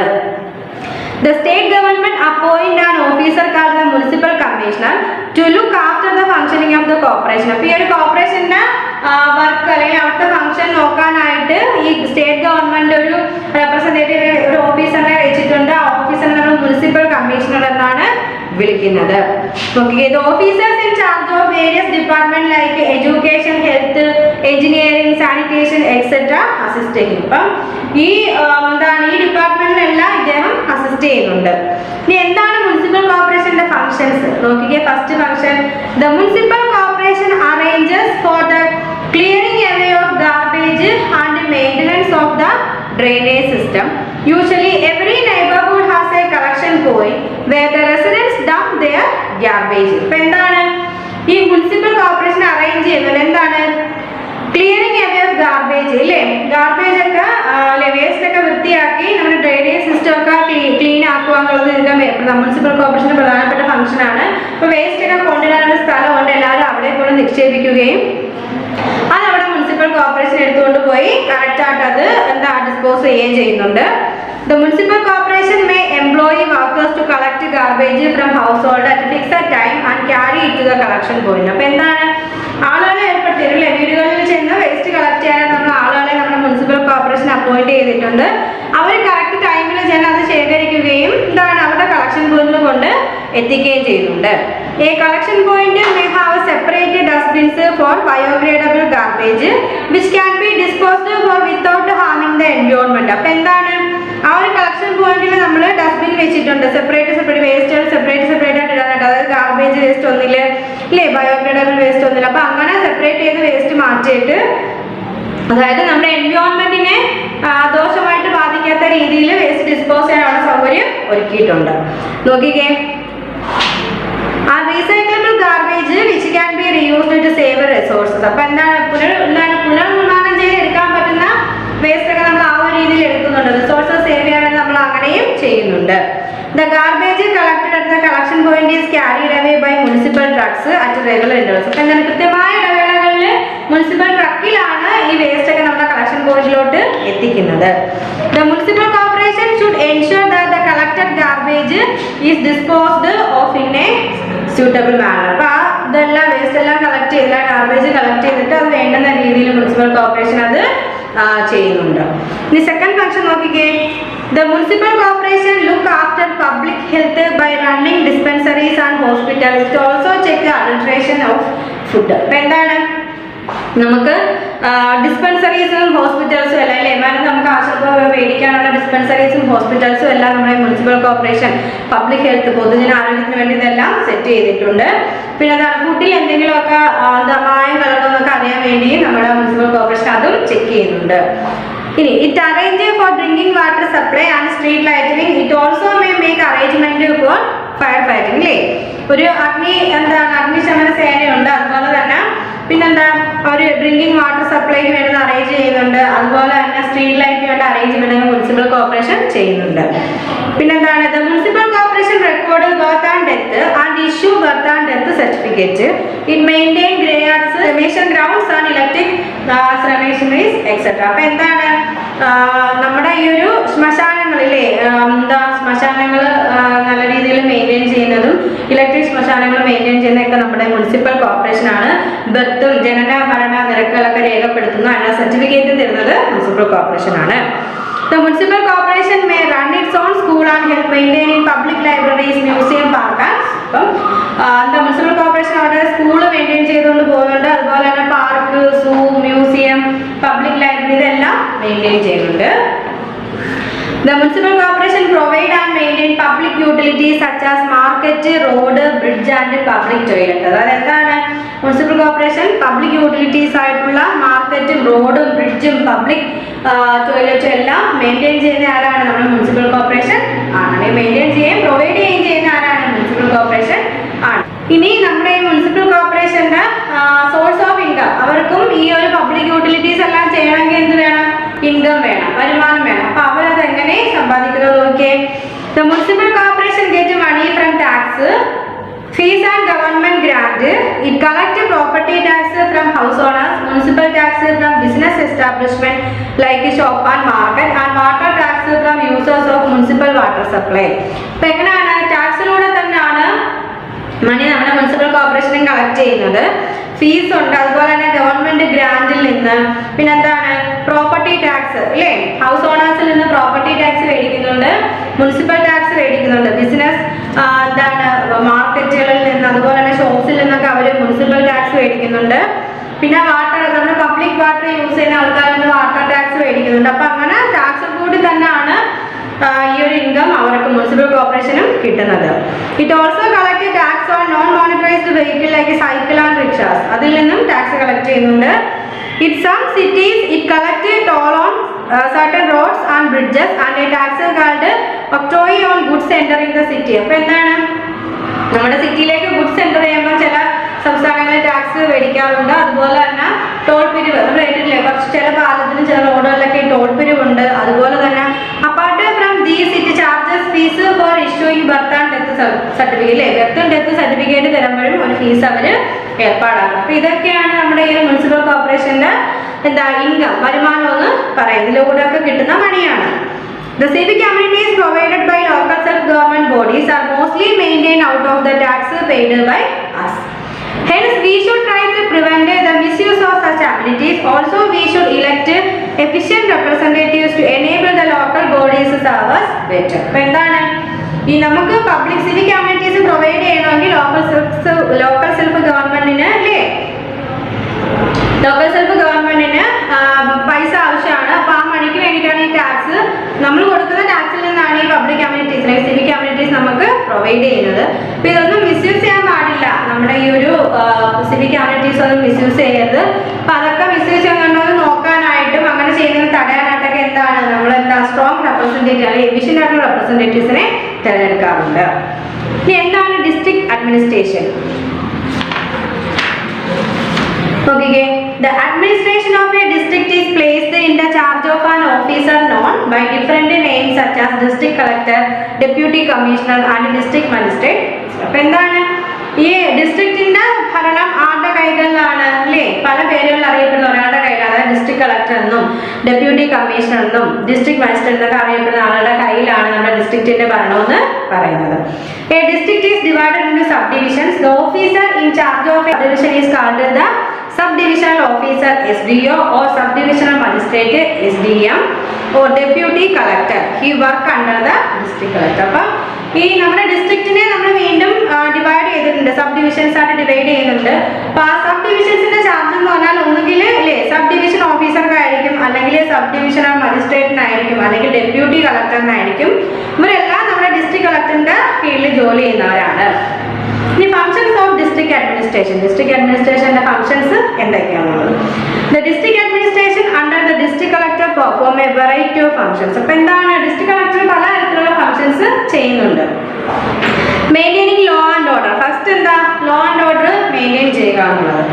The district collector is responsible for maintaining law and order. He does this with the help of police. അപ്പോൾ എന്താ നമ്മുടെ ലോ ആൻഡ് ഓർഡറിലെ നിയമം അതുപോലെ തന്നെ ആ ഒരു എന്താ നിയമവ്യവസ്ഥ നമ്മുടെ ഡിസ്ട്രിക്റ്റിലുള്ളത് എന്താ പരിപാലിക്കുക എന്നുള്ളത് നമ്മുടെ അല്ലെങ്കിൽ ലോ മെയിൻറ്റെയിൻ ചെയ്യുക എന്നുള്ളത് നമ്മുടെ ഡിസ്ട്രിക്ട് കളക്ടറിന്റെ ഉത്തരവാദിത്തമാണ്. അപ്പോൾ പോലീസിന്റെ സഹായത്തോടു കൂടി ആ ഒരു എന്താ ലോ മെയിൻറ്റെയിൻ ചെയ്യുന്നത് നമ്മുടെ ഡിസ്ട്രിക്ട് കളക്ടർ നല്ല രീതിയിൽ കൊണ്ടുപോകുന്നു. The police department in a district is headed by an officer called Superior of Police SP. അപ്പോൾ ആ ഒരു പോലീസ് ഹെഡ് എന്ന് പറഞ്ഞാൽ ആരാണ്? SP ആണ്. The district is divided into 5 or 6 police circle. ഓരോ ഡിസ്ട്രിക്റ്റിലും 5 അല്ലെങ്കിൽ 6 പോലീസ് സർക്കിൾ ഡിവൈഡ് ചെയ്തേക്കുന്നു. Each headed by a deputy superior of police. അപ്പോൾ ഓരോ പോലീസ് സർക്കിളിലും ഒരു DSP ആയിരിക്കും അവിടുത്തെ മെയിൻ ആയിട്ടുള്ള ഹെഡ് എന്ന് പറയുന്നത്. There are about 10 താനാസ്, അതായത് പോലീസ് സ്റ്റേഷൻ ഈച്ച് സർക്കിൾ. അപ്പോൾ ഓരോ സർക്കിളിലും 10 പോലീസ് സ്റ്റേഷൻ വെച്ച് ഉണ്ടായിരിക്കും. In each police station there is a station house officer of the rank of the inspector or sub inspector. അപ്പോൾ ഓരോ പോലീസ് സ്റ്റേഷനും ഇൻസ്പെക്ടർ അല്ലെങ്കിൽ സബ് ഇൻസ്പെക്ടർ റാങ്കിലുള്ള ഒരു SHO സ്റ്റേഷൻ ഹൗസ് ഓഫീസർ കാണും അല്ലേ? നോക്കിക്കേ. He registered complaints and report relating to crime and accident that take place within the area of the police station. അപ്പോൾ പോലീസ് സ്റ്റേഷന്റെ ഏരിയയിലുള്ള നടക്കുന്ന ക്രൈം ആയാലും അവിടുത്തെ കംപ്ലൈന്റ് എല്ലാം രജിസ്റ്റർ റിപ്പോർട്ട് ചെയ്യുന്നത് ഈ ആരാണ്? SHO ആയിരിക്കും. ഈ organisers investigation into such incident. എന്നിട്ട് ആ ഒരു സംഭവത്തിന് വേണ്ടുന്നുള്ള അന്വേഷണം ഓർഗനൈസ് ചെയ്യുന്ന ഇദ്ദേഹം ആയിരിക്കും. Under the SHO there are assistant sub inspectors, head constable and constable. അപ്പോൾ ഈ SHOയുടെ കീഴിലായിരിക്കും sub inspector, assistant sub inspector ആണ്, ഹെഡ് കോൺസ്റ്റബിൾ കാണും, കോൺസ്റ്റബിൾസ് ആണ്. ഇനി a chowkidar is posted in each village. He report all criminal activities to the nearest police station and help arrest criminals. അപ്പോൾ ഓരോ വില്ലേജിലും ഒരു ചൗക്കിദാരാണ്. ഇദ്ദേഹം എന്ത് ചെയ്യുന്നുണ്ട്? അവിടെ നടക്കുന്ന എല്ലാ ക്രിമിനൽ ആക്ടിവിറ്റീസും പോലീസ് സ്റ്റേഷനിൽ റിപ്പോർട്ട് ചെയ്യുന്ന ഇദ്ദേഹം ആയിരിക്കും ഇല്ലേ? നിയറസ്റ്റ് പോലീസ് സ്റ്റേഷനിൽ റിപ്പോർട്ട് ചെയ്യുകയും ക്രിമിനൽസിനെ അറസ്റ്റ് ചെയ്യാൻ സഹായിക്കുകയും ചെയ്യുന്നുണ്ട്. ഇനി collecting land revenue and keeping land records. നമ്മൾ നേരത്തെ പറഞ്ഞു മെയിൻറ്റെയിനിങ് ലോ ആൻഡ് ഓർഡർ ആണ് നമ്മുടെ ഡിസ്ട്രിക്ട് കളക്ടറിന്റെ ഒരു ഫംഗ്ഷൻ എന്ന് പറയുന്നത്. രണ്ടാമത്തെ ഫംഗ്ഷൻ എന്ന് വെച്ചാൽ collecting land revenue and keeping land record. Land revenue collect ചെയ്യുകയും ലാൻഡ് റെക്കോർഡ് സൂക്ഷിക്കുകയാണ് രണ്ടാമത്തെ ഫംഗ്ഷൻ എന്ന് പറയുന്നത്. നോക്കിക്കേ, agriculture is the chief occupation in India. ഇപ്പൊ ഇന്ത്യയിലെ പ്രധാനപ്പെട്ട ഓക്യുപ്പേഷൻ എന്ന് പറഞ്ഞാൽ എന്താണ്? അഗ്രികൾച്ചർ തന്നെ ആണ്. Thus land is of great importance to us. അപ്പോൾ അതുകൊണ്ടാണ് നമ്മൾ ഭൂമിക്കായിരിക്കും അല്ലേ, ലാൻഡിനാണ് നമ്മൾ പ്രധാനമായിട്ട് ഇമ്പോർട്ടൻസ് കൊടുക്കുന്നത്. Land has to be classified as fertile or barren. അപ്പോൾ നമ്മൾ ഭൂമിയെ നമ്മൾ അല്ലേ ഫെർട്ടൈൽ ലാൻഡ് ഫലപുഷ്ടമുള്ള ഭൂമിയെന്നും അതുപോലെ തന്നെ തരിശ് ഭൂമിയെന്നും രണ്ടായിട്ട് ക്ലാസിഫൈ ചെയ്ത് പറയുന്നുണ്ട്. It is also necessary to know who owns how much land, who grows which crop in particular season, who get irrigation facility and so on. അപ്പോൾ നമ്മൾ അറിയണം എന്താണ് ഒരാൾക്കും എത്ര ലാൻഡ് വെച്ചിട്ടുണ്ട്, ഇപ്പം ഏത് ലാൻഡിൽ ആരൊക്കെ കൃഷി ചെയ്യുന്നു, ഏതൊക്കെ വിളകളാണ് പർട്ടിക്കുലർ സീസണിൽ കൃഷി ചെയ്യുന്നത്, ആർക്കൊക്കെ ഇറിഗേഷൻ ഫെസിലിറ്റി കിട്ടുന്നു. അപ്പോൾ ഈ കാര്യങ്ങളെല്ലാം നമ്മുടെ ഈ ഒരു ഡിസ്ട്രിക്ട് കളക്ടർ അറിഞ്ഞിരിക്കേണ്ടത് അത്യാവശ്യമാണ്. നോക്കിക്കേ, all these information can be obtained from land records. അപ്പോൾ ഈ ഒരു ഈ വിവരങ്ങളെല്ലാം നമുക്ക് കിട്ടുന്ന ലാൻഡ് റെക്കോർഡ്സിൽ നിന്നാണ്, ലാൻഡിന്റെ ആ ഒരു റെക്കോർഡിൽ നിന്നാണ് അല്ലെ, ഭൂമി രേഖകളിൽ നിന്നാണ് ഈ വിവരങ്ങളെല്ലാം നമുക്ക് കിട്ടുന്നത്. Revenue is collected on the basis of these record. അപ്പൊ ആ ലാൻഡ് റെക്കോർഡിന്റെ അടിസ്ഥാനത്തിലാണ് നമ്മൾ ലാൻഡ് റവന്യൂ കളക്ട് ചെയ്യുന്നത്. Steps are now being taken to computerise land records for maximum efficiency. ഇപ്പൊ നമ്മൾ മാക്സിമം ആ ഒരു എഫിഷ്യൻസിക്കാണ് നമ്മൾ റെക്കോർഡെല്ലാം ഇപ്പൊ നമ്മൾ കമ്പ്യൂട്ടറിലാണ് സൂക്ഷിക്കുന്നത്. Land records are essential for settling dispute about ownership of land. അപ്പോൾ ഓണർഷിപ്പ് ഓഫ് ഭൂമിയുടെ ഉടമസ്ഥതയെ കുറിച്ച് എന്തെങ്കിലും പ്രശ്നങ്ങൾ വരുവാണെങ്കിൽ അത് സെറ്റിൽ ചെയ്യാൻ നമുക്ക് ഈ ലാൻഡ് റെക്കോർഡ് നല്ലതാണ്. അതുപോലെ തന്നെ records have to be changed whenever any land changes hands. All change in the ownership of land have to be strictly in accordance with the latest law passed by the government. അപ്പം ഇപ്പൊ ഏത് ഭൂമി ഇടപാടുകൾ നടന്നാലും നമ്മുടെ government പാസ്സാക്കിയ law അനുസരിച്ചായിരിക്കും നടക്കുന്നത്.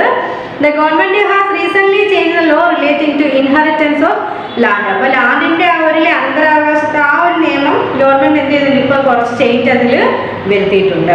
According to Hindu succession Amendment Act 2005, a landowner's daughter just like his son will become joint owners of his land upon his death. അപ്പോൾ ഒരു നമ്മുടെ ഹിന്ദു ആ ഒരു നിയമം അനുസരിച്ച് എന്താണ് 2005 ആ ഒരു അമെൻമെന്റ് ഡെവലപ്മെന്റ് ആക്ട് എന്തിനാ പറയുന്നത് എന്താണ്? അപ്പോൾ ഒരു പിതാവ് മരിച്ചു കഴിഞ്ഞാൽ അദ്ദേഹത്തിന്റെ വസ്തുക്കൾ മകളുണ്ടെങ്കിൽ മകൾക്കും മകനും തുല്യ അവകാശമായിരിക്കും അതിലുള്ളത് അല്ലേ.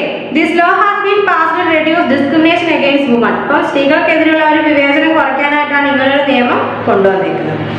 For the purpose of revenue collection and maintenance of land record, districts are divided into subdivisions which are again divided into tahsils or taluk. അപ്പോൾ തഹസിൽ താലൂക്ക് അങ്ങനെ രീതിയിൽ, അതായത് എന്താണ് റവന്യൂ കളക്ട് ചെയ്യാനും ഈ ഒരു ലാൻഡ് റെക്കോർഡ് നല്ല രീതിയിൽ മെയിൻറ്റെയിൻ ചെയ്യാൻ വേണ്ടിയിട്ട് നമ്മൾ ഡിസ്ട്രിക്റ്റിനെ ഡിവൈഡ് ചെയ്തിട്ടുണ്ട്. അതായത് സബ് ഡിവിഷനായിട്ട് ഡിവൈഡ് ചെയ്തിരിക്കുന്നു. ആ സബ് ഡിവിഷനെ വീണ്ടും താലൂക്ക് തഹസിൽ എന്ന് പറഞ്ഞ് വീണ്ടും നമ്മൾ ഡിവൈഡ് ചെയ്തിരിക്കുന്നു. Each tehsil is divided into Parganas consisting of A number of village. അപ്പോൾ എന്താണ് ആ ഓരോ തഹസിലിനെ വീണ്ടും ഇല്ലേ ഡിവൈഡ് ചെയ്ത് പർഗാനാസ് എന്ന് പറഞ്ഞാൽ നമ്മൾ ഡിവൈഡ് ചെയ്തിരിക്കുന്നത്. അതിനകത്തെല്ലാം കുറച്ച് വില്ലേജും ഉണ്ട്. ആ ഓരോ പർഗാനയിലും ഓരോ കുറച്ച് വില്ലേജസ് ഉണ്ട്.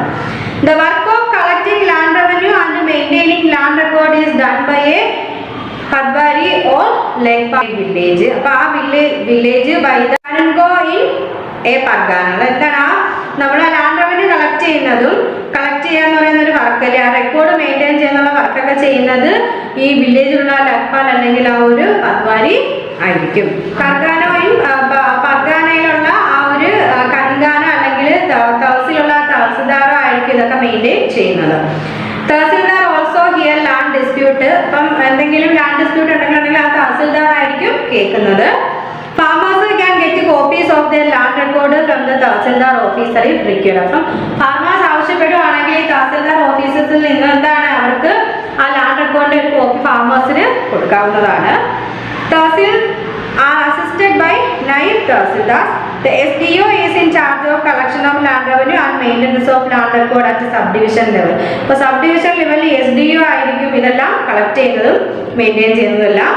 District collector is ultimately responsible for these functions throughout the district. അപ്പം ആ ഡിസ്ട്രിക്റ്റിന്റെ മൊത്തം ഭരണം ആരുടെ കയ്യിലാണ്? നമ്മുടെ ഡിസ്ട്രിക്ട് കളക്ടറുടെ കയ്യിൽ ആയിരിക്കും. ഇനി supervising the work of administrative ബോഡീസിന്റെ വർക്ക് സൂപ്പർവൈസ് ചെയ്യാന്നുള്ളത് നമ്മുടെ ഈ ഡിസ്ട്രിക്ട് കളക്ടറിന്റെ ഒരു ഫംഗ്ഷനാണ്. നോക്കിക്കേ, ദ district collector supervise the working of urban and rural local government bodies within district. അപ്പോൾ ആ ഡിസ്ട്രിക്റ്റിന്റെ അകത്തുള്ള അർബൻ റൂറൽ ഏരിയാസിലുള്ള അല്ലേ ആ വർക്ക്, ലോക്കൽ ഗവൺമെന്റിന്റെ വർക്ക് ആരാണ് സൂപ്പർവൈസ് ചെയ്യുന്നത്? നമ്മുടെ ഡിസ്ട്രിക്ട് കളക്ടറാണ് അത് സൂപ്പർവൈസ് ചെയ്യുന്നത്. ഇനി providing civic communities and coordinating development. Civic communities provide ചെയ്യുകയും അല്ലേ ഡെവലപ്മെന്റ് കോർഡിനേറ്റ് ചെയ്യുകയും ചെയ്യുക. The district administration take care of civic communities in the district. അപ്പോൾ ആ ഡിസ്ട്രിക്റ്റിലുള്ള സിവിക് കമ്മ്യൂണിറ്റീസിന്റെ മുഴുവൻ ഉത്തരവാദിത്തം ആർക്കായിരിക്കും? നമ്മുടെ ഡിസ്ട്രിക്ട് കളക്ടറിനായിരിക്കും. It provide health service and education facility and undertake public work like the construction and maintenance of road, bridge and buildings. അപ്പോൾ എന്താണ് to provide health service provide ചെയ്യുക, എഡ്യൂക്കേഷൻ ഫെസിലിറ്റി പ്രൊവൈഡ് ചെയ്യുക, public work ഏറ്റെടുക്കുക, construction നടത്തുക, അതായത് maintenance road, bridge, പാലം അല്ലേ ബിൽഡിങ്ങുകൾ, ഇതെല്ലാം ആരുടെയാണ്? നമ്മുടെ ഡിസ്ട്രിക്ട് കളക്ടറിന്റെ അല്ലെങ്കിൽ ഡിസ്ട്രിക്ട് അഡ്മിനിസ്ട്രേഷന്റെ ഉത്തരവാദിത്തമാണ്. For each of these there is a separate department under a responsible officer. അപ്പോൾ ഇതിനെല്ലാം വേണ്ടിയിട്ട് പ്രത്യേക ഓരോ വിഭാഗങ്ങളും ഉണ്ട്. അതിനൊക്കെ ഓരോ എന്താണ് ഓഫീസർമാരും മെയിനായിട്ട് ഓഫീസർമാരും ഉണ്ടായിരിക്കും. The district collector coordinates the work of all these departments. He also supervises the development work done by different departments. അപ്പോൾ എന്താണ് ഈ ഓരോ ഡിപ്പാർട്ട്മെന്റ് ഉണ്ടെന്ന് പറഞ്ഞാൽ ആ ഡിപ്പാർട്ട്മെന്റ് ഓരോ ഹെഡും കാണും ഈ വർക്കുകളൊക്കെ ചെയ്യണം. അപ്പോൾ എല്ലാ ഡിപ്പാർട്ട്മെന്റിനെയും നോക്കുന്നതും അല്ലേ അതിന്റെ എല്ലാ ഡെവലപ്മെന്റ് വർക്കുകളും നോക്കുന്നതൊക്കെ ആരായിരിക്കും? നമ്മുടെ ഡിസ്ട്രിക്ട് കളക്ടർ തന്നെ ആയിരിക്കും. ഇനി ക്യാരിയിങ് ഔട്ട് റിലീഫ് വർക്ക്, അതായത് during flood, drought, earthquakes, storms, etc. The district collector organizes relief work with the help of other officers of the district. അപ്പോൾ എന്താണ് എന്തെങ്കിലും വെള്ളപ്പൊക്കം ഉണ്ടാകുമ്പോഴോ അല്ലെങ്കിൽ വരൾച്ച ഉണ്ടാകും, അതുപോലെ തന്നെ ഭൂമിയൊലുക്കം ഉണ്ടാകും. അപ്പോൾ ഇങ്ങനെയുള്ള സമയങ്ങളിലൊക്കെ ഡിസ്ട്രിക്ട് കളക്ടർ എന്താ റിലീഫ് വർക്ക്, അതായത് ആ ഡിസ്ട്രിക്റ്റിലുള്ള ബാക്കി ഓഫീസേഴ്സുമായിട്ട് ചേർന്ന് റിലീഫ് വർക്കുകളൊക്കെ ചെയ്യാറുണ്ട്. അപ്പോൾ എന്തൊക്കെയാണ് നമ്മുടെ ഡിസ്ട്രിക്ട് കളക്ടറിന്റെ ഫംഗ്ഷൻ എന്തൊക്കെയാണ് പറഞ്ഞാൽ? മെയിൻ്റനൻസ് ആണെങ്കിൽ ഡിസ്ട്രിക്ട് അഡ്മിനിസ്ട്രേഷന്റെ ഫംഗ്ഷൻ എന്തൊക്കെയാണ് പറഞ്ഞത്? Maintenance, law and order, collecting land revenue and keeping land records, supervising the work of administrative bodies, providing civic communities and coordinating development, carrying out the relief work. നമ്മുടെ judicial അഡ്മിനിസ്ട്രേഷനിൽ district നമ്മുടെ നീതിന്യായ വ്യവസ്ഥ എങ്ങനെയാണെന്ന് നോക്കിക്കേ. നീതിന്യായ ഭരണം. The district has two type of courts for administering justice. അല്ലേ നീതി ഭരണം നടപ്പാക്കാൻ എന്താണ് നമ്മുടെ ഡിസ്ട്രിക്റ്റിൽ രണ്ട് തരത്തിലുള്ള കോടതികളാണ് ഉള്ളത്. There are civil courts for hearing civil cases cases such as dispute over money, property, land, etc. ആദ്യത്തേത് ഏതാണ്? Civil court. അല്ലേ? സിവിൽ കോർട്ടും ഉണ്ട്. സിവിൽ കോർട്ട് അതായത് സിവിൽ കോർട്ടിൽ എന്തൊക്കെയാ? പ്രോപ്പർട്ടി, മണി, ലാൻഡ് തുടങ്ങിയവയിലൊക്കെയുള്ള എന്തെങ്കിലും ഡിസ്പ്യൂട്ട് ഉണ്ടാവില്ലേ, വഴക്കുകളൊക്കെ സെറ്റിൽ ചെയ്യുന്നതും കേൾക്കുന്നതും ആരാണ്? നമ്മുടെ സിവിൽ കോർട്ടാണ്. അടുത്തത് ഏതാണ്? ക്രിമിനൽ കോർട്ട്സ്. പിന്നെന്തുണ്ട്? ക്രിമിനൽ കോർട്ട്സും ഉണ്ട്. സിവിൽ കോർട്ടും ഉണ്ട്, ക്രിമിനൽ കോർട്ടും ഉണ്ട്. അപ്പം സിവിൽ കോർട്ടില് മണി, പ്രോപ്പർട്ടി, ലാൻഡ് തുടങ്ങിയവയൊക്കെ എന്തെങ്കിലും ഡിസ്പ്യൂട്ട് ഉണ്ടാകുന്നത് അത് കേൾക്കുന്നത് നമ്മുടെ സിവിൽ കോർട്ടിലും. ക്രിമിനൽ കോർട്ട് എന്ന് പറഞ്ഞാൽ എന്താണ്? Criminal cases which involve theft, murder, kidnap, ഇപ്പൊ തട്ടിക്കൊണ്ട് പോകല്, കൊലപാതകം, മോഷണം തുടങ്ങിയവയൊക്കെ കേൾക്കുന്ന കോടതിയാണ് ക്രിമിനൽ കോർട്ട്. ക്രിമിനൽ കേസ് കേൾക്കുന്നതാണ് ക്രിമിനൽ കോർട്ടിൽ. The highest civil court in a district is the court of the district judge. അപ്പൊ നമ്മുടെ എന്താണ്? ജില്ലാ ജഡ്ജി ഇല്ലേ? ജില്ലാ ജഡ്ജിയാണ് നമ്മുടെ ഹയസ്റ്റ് സിവിൽ കോർട്ട്. ഡിസ്ട്രിക്റ്റിലെ ഹയസ്റ്റ് സിവിൽ കോർട്ട് എന്ന് വെച്ചാൽ ജില്ലാ ജഡ്ജി ആയിരിക്കും. The court of the sessions judge is the highest criminal court in a district. Highest criminal court എന്ന് പറഞ്ഞാൽ ഏതായിരിക്കും? Court of the session judge ആണ് highest criminal court in a district എന്ന് പറയുന്നത്. The district judge usually preside over both these court and these therefore called the district and session judge. അതായത് എന്താണ്? District judge എന്തൊക്കെയാണ്? Court അതായത് നമ്മുടെ ഈ രണ്ട് കോർട്ടിലും ക്രിമിനൽ കോർട്ടായാലും നമ്മുടെ ഈ ഒരു എന്താണ് സിവിൽ കോർട്ടായാലും ഇതിന്റെ എല്ലാം മെയിൻ ആയിട്ടുള്ള ആരാണ്? നമ്മുടെ ഡിസ്ട്രിക്ട് ജഡ്ജാണ്. അപ്പൊ അദ്ദേഹത്തെ നമ്മൾ എന്തെന്ന് വിളിക്കുന്നു? സെഷൻ ജഡ്ജ് എന്ന്. Card the district and session judge എന്ന് വിളിക്കുന്നുണ്ട്. The court of the session judge can award A sentence of life imprisonment or even death. അപ്പൊ എന്താണ്? നമ്മുടെ സെഷൻ ജഡ്ജിനാണ് നമ്മുടെ ജയിലിൽ അടയ്ക്കാനും അതുപോലെ തന്നെ ജീവപര്യന്തോ തടവോ മരണമോ ഒക്കെ വിധിക്കാൻ കഴിയുന്ന ആർക്കാണ്? നമ്മുടെ ഈ കോർട്ട് ഓഫ് സെഷൻ ജഡ്ജിനാണ്. പക്ഷേ എന്താ? However has to be confirmed by the high court of the state. സ്റ്റേറ്റിലെ ഹൈക്കോർട്ടിൽ നിന്നും അല്ലെ ഹൈക്കോടതിയിൽ നിന്നും അതിനുള്ള പെർമിഷൻ കിട്ടിയിരിക്കണം. അങ്ങനെയാണെങ്കിൽ തടവോ ജീവപര്യന്തമോ അല്ലെങ്കിൽ മരണമോ വധശിക്ഷയോ ഒക്കെ വിധിക്കാൻ നമ്മുടെ ഈ എന്താണ് സെഷൻ ജഡ്ജിന്, കോർട്ട് ഓഫ് സെഷൻ ജഡ്ജിന് സാധിക്കും. ഇത്രയേ ഉള്ളൂ. നമ്മുടെ അഡ്മിനിസ്ട്രേഷൻ ഇല്ലേ, ഭരണം എങ്ങനെയാണോ നമ്മൾ ഈ പാഠത്തിൽ പഞ്ചായത്ത് എന്താണ്, മുനിസിപ്പാലിറ്റി എന്താണ്, ഡിസ്ട്രിക്ട് അഡ്മിനിസ്ട്രേഷൻ ജില്ലാ ഭരണകൂടം എന്താണ്. അപ്പോൾ ഇത്രയേ ഉള്ളൂ നമ്മുടെ ഈ ചാപ്റ്റർ എന്ന് പറയുന്നത്. ഈ ചാപ്റ്റർ നോട്ട്സ് ടീച്ചർ വീഡിയോയുടെ ബാക്കിൽ ഉൾപ്പെടുത്തിയേക്കാം. നോട്ട്സ് എഴുതിയെടുക്കണം. നിങ്ങൾ റീഡ് ചെയ്യുന്ന വോയിസ് മെസ്സേജ് ടീച്ചർ സെൻഡ് ചെയ്ത് തരണം. നോട്ട്സും സെൻഡ് ചെയ്ത് തരണം. നിങ്ങൾ ഡൗട്ട് ഉണ്ടെങ്കിൽ ചോദിക്കണം. പിന്നെ നമുക്ക് ഉടനെ ഒരു എക്സാം ഉണ്ട്. എക്സാമിൻ്റെ ടൈം ടേബിളൊക്കെ എല്ലാവർക്കും കിട്ടിക്കാണല്ലോ.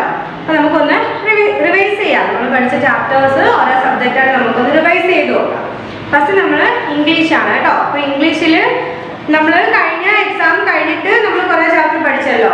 ഏതൊക്കെയാണ് നമ്മൾ പഠിച്ചത്? എ ഡയറി എൻട്രി, ദ കോപ്പാന്താന്തം, a bird came down, Ekalavya. ഈ 4 ചാപ്റ്റർ നമ്മൾ പഠിച്ചു. അപ്പോൾ ആ 4 ചാപ്റ്ററിനുള്ള ക്വസ്റ്റ്യൻ നമുക്ക് അക്സെപ്റ്റ് ചെയ്യാം നമ്മുടെ എക്സാമിന്. ഓക്കെ, അതിൽ ഡയറി എൻട്രിക്കകത്ത് നമ്മൾ എന്തൊക്കെയാ ചൂസ് ദ കറക്റ്റ് ഓപ്ഷൻ പഠിച്ചു. Answer the following question in brief, answer the following question in detail. അപ്പോൾ അതിൽ തന്നേക്കുന്ന ഓരോ ക്വസ്റ്റ്യനും നിങ്ങൾ നല്ലപോലെ ബൈഹാർട്ട് ചെയ്ത് പഠിച്ച് വെച്ചേക്കണം. പിന്നെ അത് കഴിഞ്ഞിട്ട് നമ്മൾ അടുത്ത പഠിച്ച ചാപ്റ്റർ ഏതായിരുന്നു? ഇത് കോപ്പാന്ത ആന്തം അല്ലേ. അപ്പൊ അതിൻ്റെ അകത്തും നമ്മൾ എന്തൊക്കെയാ സ്റ്റഡി ചെയ്തത്? നമ്മൾ ഫില്ലിംഗ് ദ ബ്ലാങ്ക്സ് പഠിച്ചു അല്ലേ. ആ ചാപ്റ്ററിൽ നമ്മൾ ഫില്ലിംഗ് ദ ബ്ലാങ്ക്സ് പഠിച്ചു, answer the question in detail. അപ്പൊ ആ രണ്ടുമാണ് അതിൽ നമ്മൾ എക്സസൈസ് ചെയ്തത്. അപ്പൊ അത് രണ്ടും നിങ്ങൾ ആ ഫില്ലിംഗ് ദ ബ്ലാങ്ക്സും answer the following question detail അതിലുള്ള ക്വസ്റ്റ്യൻസ് നിങ്ങൾ നല്ലപോലെ ബൈഹാർട്ട് ചെയ്ത് പഠിച്ചു വെച്ചേക്കണം. അതേ നമ്മൾ പഠിച്ച ഒരു കുഞ്ഞു പോയായിരുന്നു എ ബേർഡ് കെയിം ഡൗൺ അല്ലേ, എമിലി ഡിക്കിൻസിന്റെ എ ബേർഡ് കെയിം ഡൗൺ. അപ്പൊ അതിൻ്റെ അതും ചൂസ് ദ കറക്റ്റ് ആൻസർ ഉണ്ട്, answer the following in brief ഉണ്ട്. പിന്നെ നമുക്ക് പോയത്തിന്റെ 2 ലൈനൊക്കെ തന്നിട്ട് ഡിസ്ക്രൈബ് ചെയ്ത് എഴുതാനൊക്കെ ഉണ്ട്. അപ്പൊ അത് നിങ്ങൾ നല്ലപോലെ പഠിച്ചു വെച്ചേക്കണം. അതിൽ നിന്നുള്ള ക്വസ്റ്റ്യൻ നമുക്ക് പ്രതീക്ഷിക്കാം. പിന്നെ നമ്മൾ പഠിച്ച ചാപ്റ്ററാണ് ഏകലവ്യ. അപ്പൊ ഏകലവ്യക്കകത്ത് ഒരുപാട് ക്വസ്റ്റ്യൻസ് ഉണ്ടായിരുന്നു അല്ലേ. ഏതാണ്ട് ആൻസർ ദ ഫോളോയിങ് ക്വസ്റ്റ്യൻ ബ്രീഫിൽ തന്നെ ഒരു 5 ക്വസ്റ്റ്യൻ ഉണ്ട്. പിന്നെ ആൻസർ ദ ഫോളോയിങ് ക്വസ്റ്റ്യൻ ഡീറ്റെയിലിൽ ഒരു 3 ക്വസ്റ്റ്യൻ ഉണ്ട്. അപ്പൊ അത് നിങ്ങൾ കറക്റ്റായിട്ട് പഠിച്ചു വെക്കുക. ചൂസ് ദ കറക്റ്റ് ഓപ്ഷൻ അതിലും ഉണ്ട്, ഒരു 3 ക്വസ്റ്റ്യൻ ഉണ്ട്. ആ ക്വസ്റ്റ്യൻ നിങ്ങൾ നല്ലപോലെ ബൈഹാർട്ട് ചെയ്ത് പഠിച്ചു വെച്ചത്. അപ്പൊ ഇംഗ്ലീഷ് നമ്മുടെ കോഴ്സ് ബുക്കിൽ ഈ 4 ചാപ്റ്ററാണ് നമ്മൾ പഠിച്ചത്. ഈ 4 ചാപ്റ്റർ നല്ലപോലെ പഠിച്ച് എക്സാം എഴുതണം. ഇനി അടുത്ത നമുക്ക് വർക്ക് ബുക്ക് ഉണ്ട് അല്ലേ. അപ്പൊ നമ്മുടെ വർക്ക് ബുക്കിൽ കുറച്ച് ചാപ്റ്റർ നമ്മൾ പഠിച്ചു. അപ്പം കഴിഞ്ഞ എക്സാമിന് ചെയ്ത പാഠമല്ല, ബാക്കിയുള്ള ചാപ്റ്റേഴ്സിൽ ടീച്ചർ ക്വസ്റ്റ്യൻ ഇട്ടിട്ടുണ്ട്. അപ്പൊ ഏതൊക്കെ ചാപ്റ്റർ അതേ നമ്മൾ പഠിച്ചത്? ഏതൊക്കെ ചാപ്റ്റർ ആയിരുന്നു? നമ്മൾ നെൽസൺ മണ്ടേല വരെ ആയിരുന്നു എക്സാമിന് ഉണ്ടായിരുന്നത്. അപ്പം അത് കഴിഞ്ഞിട്ടുള്ള നമ്മുടെ ഒളിമ്പിക് ഗെയിം തൊട്ടിട്ട് 6th ചാപ്റ്റർ 6 ഒളിമ്പിക് ഗെയിം. അപ്പം അവിടെ തൊട്ടാണ് നമ്മുടെ ഈ പരീക്ഷയ്ക്ക് ടീച്ചർ ഇട്ടേക്കുന്നത്. അപ്പോൾ ഒളിമ്പിക് ഗെയിംസിൽ നമ്മൾ ഒരു പോയോ കുറച്ച് ക്വസ്റ്റ്യൻസറോ ആണ് പഠിച്ചത്. അപ്പോൾ അത് നിങ്ങൾ പഠിച്ചു വെച്ചേക്കണം. അതുപോലെ തന്നെ പിന്നെ ഏത് ചാപ്റ്ററാണ് നമ്മൾ പഠിച്ചത്? പിന്നെ നമ്മൾ നോക്കിയത് ബ്രേക്ക്ഫാസ്റ്റ് ആണ്. ബ്രേക്ക്ഫാസ്റ്റിൽ നമ്മൾ സിമിലി മെറ്റാഫറൊക്കെയാണ് പഠിച്ചത്. അപ്പോൾ സിമിലി എന്താണ്, ജസ്റ്റ് മെറ്റാഫർ എന്താണെന്ന് നോക്കി വെച്ചേക്കുക. പിന്നെ നമുക്കുള്ളത് അതിൻ്റെ ഡയറി എൻട്രിക്കകത്തും കുറച്ച് ക്വസ്റ്റ്യൻസർ ആണ് തന്നേക്കുന്നത് അല്ലേ? ഒരു ഡയറിയും കുറച്ച് ക്വസ്റ്റ്യൻസറും. അപ്പോൾ അതും നിങ്ങൾ പഠിച്ചു വെച്ചേക്കണം. ആ ക്വസ്റ്റ്യൻസ് നിങ്ങൾ പഠിച്ചു വെച്ചേക്കുക. അതിനുശേഷം നമ്മൾ വൊക്കാബുലറിയിൽ ഹോമോഫോൺസ് പഠിച്ചു. അപ്പോൾ ഹോമോഫോൺസ് എന്താണെന്ന് പഠിച്ചു. അത് കഴിഞ്ഞിട്ട് നമുക്ക് ഫില്ലിംഗ് ദ ബ്ലാങ്ക്സ് ഉണ്ടായിരുന്നു അല്ലേ? Select the right words from the bracket to filling the blanks. അതായത് നമുക്ക് ഓപ്ഷൻ തന്നിട്ട് ഫില്ല് ചെയ്യാൻ രണ്ടും ഒരേപോലത്തെ നമ്മൾ ഒരേപോലെ മീനിങ് ഡിഫറെൻ്റ് ആയിരിക്കും, സൗണ്ട് ഒരേപോലെയാണ്. ഇപ്പോൾ എന്ന് പറഞ്ഞാൽ സൗണ്ട് ഒന്നാണ്, പക്ഷെ മീനിങ്ങും എന്താണ് അതിൻ്റെ സ്പെല്ലിങ്ങും ഡിഫറെൻ്റ് ആണ്. അപ്പം അങ്ങനെയുള്ള രണ്ട് വേർഡ് തന്നിട്ട് കറക്റ്റ് ഒരു സെൻറ്റൻസും തരും. നമ്മൾ ആ കറക്റ്റ് വേർഡ് അവിടെ എടുത്തെഴുതണം. അപ്പോൾ ആ ഒരു ക്വസ്റ്റ്യനും ടീച്ചർ അതേപോലത്തെ സെയിം വരുന്ന ക്വസ്റ്റ്യനും ടീച്ചർ എക്സാമിന് ഉൾപ്പെടുത്തിയിട്ടുണ്ട്. അപ്പോൾ നിങ്ങൾ ഹോമോഫോൺസ് നല്ലോണം പഠിക്കണം. പിന്നെ നമ്മൾ ഈ വർക്ക് ബുക്കിൽ ഇത്രയും ചാപ്റ്ററാണ് നമുക്ക് എക്സാമിനുള്ളത്. ഏതൊക്കെയാണ് ചാപ്റ്റർ നമ്മൾ പറഞ്ഞില്ലേ? ഏതൊക്കെയാ? നമ്മുടെ ഒളിമ്പിക് ഗെയിംസ് ഉണ്ട്. പിന്നെ ഏതുണ്ട്? ഒളിമ്പിക് ഗെയിംസ് ഉണ്ട്. And then there were none ഉണ്ട്. നമ്മുടെ and then there were none ഉണ്ട്. അതും നമുക്ക് എക്സാമിന് ഉള്ള ചാപ്റ്ററാണ്. And then there were none ഉണ്ട്. പിന്നെ ഏത് ചാപ്റ്റർ? ഒളിമ്പിക് ഗെയിം ഉണ്ട്. പിന്നെ നമ്മുടെ ഏത് ചാപ്റ്റർ ഉണ്ട്? ബ്രേക്ക്ഫാസ്റ്റ് ഉണ്ട്. പിന്നെ നമുക്ക് ഡയറി എൻട്രി. ഇത്രയും ചാപ്റ്ററാണ് നമ്മുടെ വർക്ക് ബുക്കിൽ നിന്ന് എക്സാമിന് വരുന്നത്. ഇപ്പോൾ ഇംഗ്ലീഷ് വർക്ക് ബുക്കും കോഴ്സ് ബുക്കും ടീച്ചർ പറഞ്ഞ ഇത്രയും ചാപ്റ്ററിലുള്ള ക്വസ്റ്റ്യൻസറും ചൂസ് ദ കറക്റ്റ് ഓപ്ഷനും ഫില്ലിംഗ് ദ ബ്ലാങ്ക്സും ഒക്കെ നല്ലപോലെ പഠിച്ചു വെച്ചേക്കാം. ഓക്കെ. പിന്നെ നമുക്ക് മാത്സ് പറയുകയാണെങ്കിൽ ഏതൊക്കെ ചാപ്റ്ററാണ് നമ്മൾ എക്സാമിന് നമ്മൾ കഴിഞ്ഞ എക്സാം കഴിഞ്ഞിട്ട് പഠിച്ച ഡെസിമൽ തൊട്ട് chapter 7 decimal, 8 algebraic expression, 9 linear equation in one variable, 10 ratio proportion and unitary method, 11 line segment ray and line, 12 parallel line, 13 angle and measurement, 15 polygon. അപ്പോൾ 15 അല്ലേ? 15ാമത്തെ ചാപ്റ്ററിൽ 14ാമത്തെ ചാപ്റ്റർ നമുക്ക് എക്സാമിന് ഇല്ല. അപ്പോൾ നമ്മൾ ഡെസിമലി എന്തൊക്കെയായിരുന്നു പഠിച്ചത് അല്ലേ? ഡെസിമൽ എന്താണെന്ന് പഠിച്ചു. പിന്നെ അത് കഴിഞ്ഞിട്ട് നമ്മൾ എന്താ പഠിച്ചത്? ഡെസിമൽ എന്താണ്, ലൈക്ക് ആൻഡ് അൺലൈക്ക് ഡെസിമൽ എന്താണെന്ന് പഠിച്ചു അല്ലേ? അതുപോലെ തന്നെ നമ്മൾ പിന്നെ എന്ത് പഠിച്ചു? കൺവേർട്ടിങ്. ഒരു ഡെസിമലിനെ നമ്മൾ ഫ്രാക്ഷനിലോട്ട് കൺവേർട്ട് ചെയ്യാൻ പഠിച്ചു. അതുപോലെ ഒരു ഫ്രാക്ഷനെ നമ്മൾ ഡെസിമലിലോട്ട് കൺവേർട്ട് ചെയ്യാൻ പഠിച്ചു. പിന്നെ ഡെസിമലിൽ തന്നെ ഓപ്പറേഷൻസ് അഡീഷനും സബ്ട്രാക്ഷനും ഡിവിഷനും മൾട്ടിപ്ലിക്കേഷനും ഒക്കെ നമ്മൾ ഡെസിമലിൽ വരുവാണെങ്കിൽ ഇതെല്ലാം എങ്ങനെ ചെയ്യുന്നത് നമ്മൾ കുറേ പ്രോബ്ലംസ് നമ്മൾ ക്ലാസ്സിൽ ചെയ്തായിരുന്നു. അപ്പോൾ ഡെസിമൽ ചാപ്റ്റർ നല്ലോണം പഠിച്ചു വെച്ചേക്കുക. അതുപോലെ നമ്മൾ അടുത്ത ചാപ്റ്ററാണ് ആൾജിബ്രിക് എക്സ്പ്രഷൻ. അതിനകത്ത് നമ്മൾ എന്തുവായിരുന്നു പഠിച്ചത്?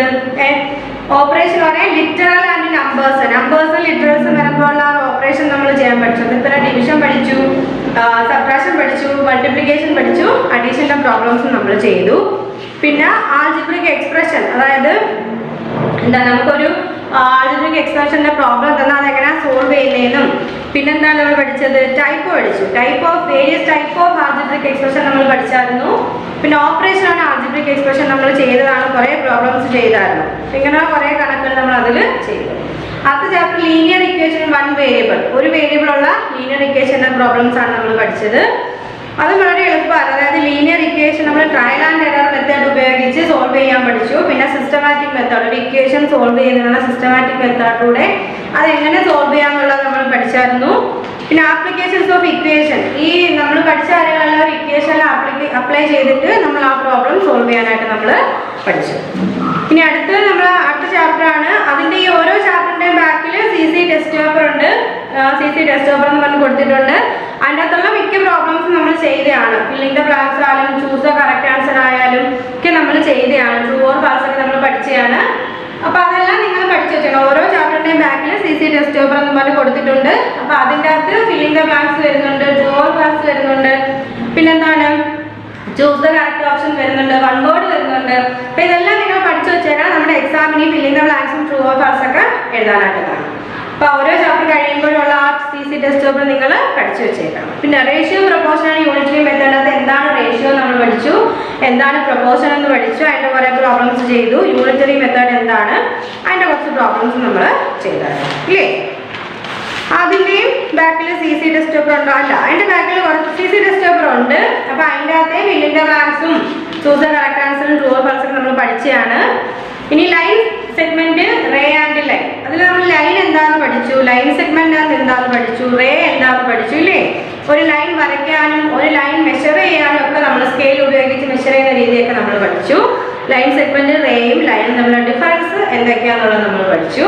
അപ്പോൾ അതിലും കുറേ പ്രോബ്ലംസ് ടീച്ചർ ഹോംവർക്കായിട്ട് തന്നിരുന്നു. അതിലും ട്രൂ ഓർ ഫാൾസ് ഉണ്ട്. ഇതൊക്കെ നമ്മൾ ക്ലാസ്സിൽ ചെയ്യുകയാണ്.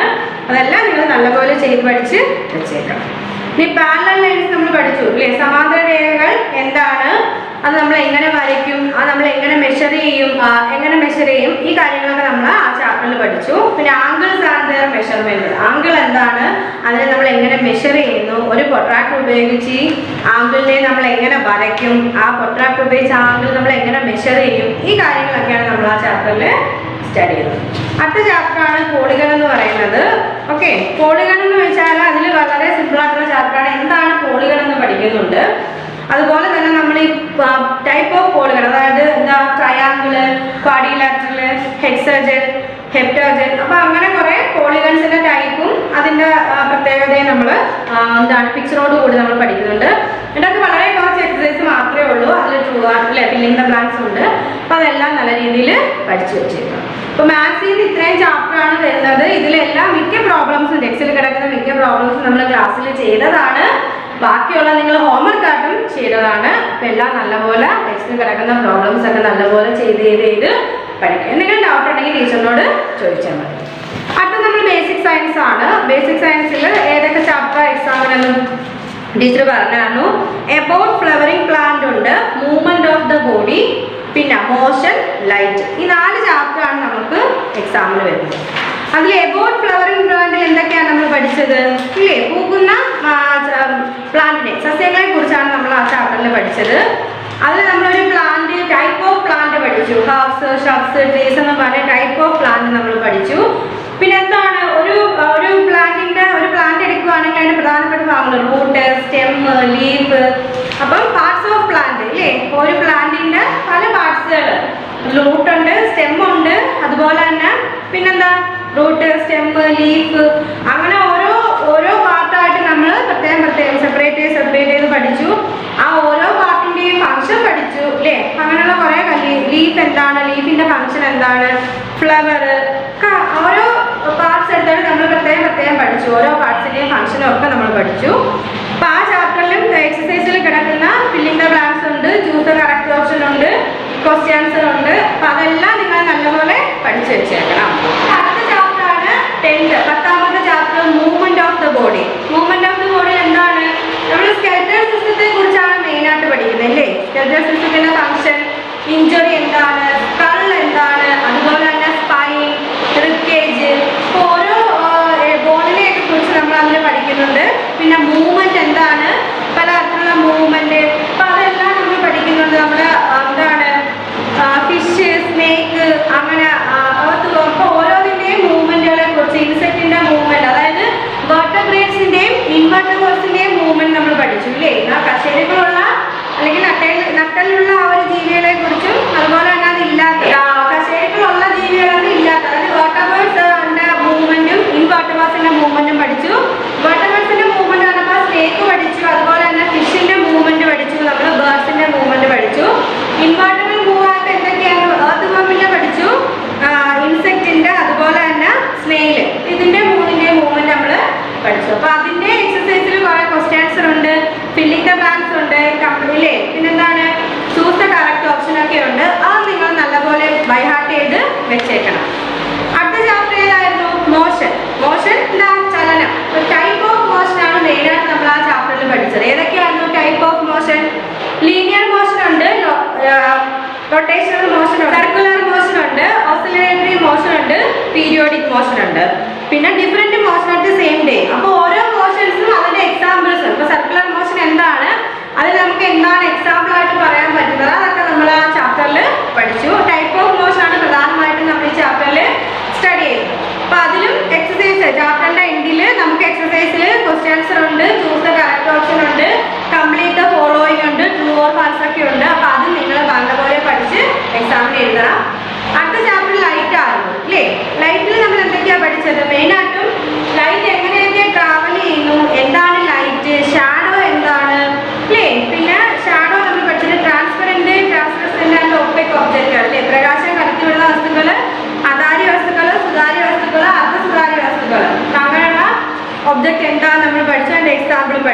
പിന്നെ നമ്മൾ ഷാഡോയുടെ സൈസ്, ഷേപ്പ്, കളർ ഇതൊക്കെ എങ്ങനെയാണ്, അതൊക്കെ നമ്മൾ എങ്ങനെ മനസ്സിലാക്കുന്നു അതൊക്കെ പഠിച്ചു. പിന്നെ എക്ലിപ്സ് ആണ് പഠിച്ചത് അല്ലേ, ലൂണാർ എക്ലിപ്സും അതുപോലെ തന്നെ solar Eclipse, total solar Eclipse, partial solar Eclipse, അതൊക്കെയാണ് നമ്മൾ ആ ചാപ്റ്ററിൽ പിന്നെ സ്റ്റഡി ചെയ്യുന്നത്.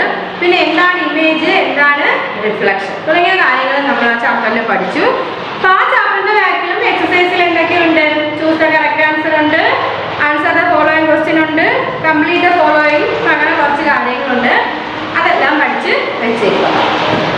ഇനി നമ്മുടെ സോഷ്യൽ സ്റ്റഡീസിന്റെ കാര്യം പറയുകയാണെങ്കിൽ നമുക്ക് unit first, unit second, unit third എന്നുള്ള രീതിയിലാണ് നമ്മുടെ ടെക്സ്റ്റ് അറേഞ്ച് ചെയ്തേക്കുന്നത്. അപ്പം ഈ ഒരു എക്സാമിൽ നമുക്ക് യൂണിറ്റ് ഫസ്റ്റിൽ നിന്നുള്ള ചാപ്റ്റേഴ്സ് ഒന്നും തന്നെ ഇല്ല. നമുക്ക് യൂണിറ്റ് സെക്കൻഡിൽ നമ്മുടെ ഹിസ്റ്ററി പാർട്ടിൽ നിന്നുള്ള ചാപ്റ്റേഴ്സ് ആണ് മെയിൻ ഉള്ളത്.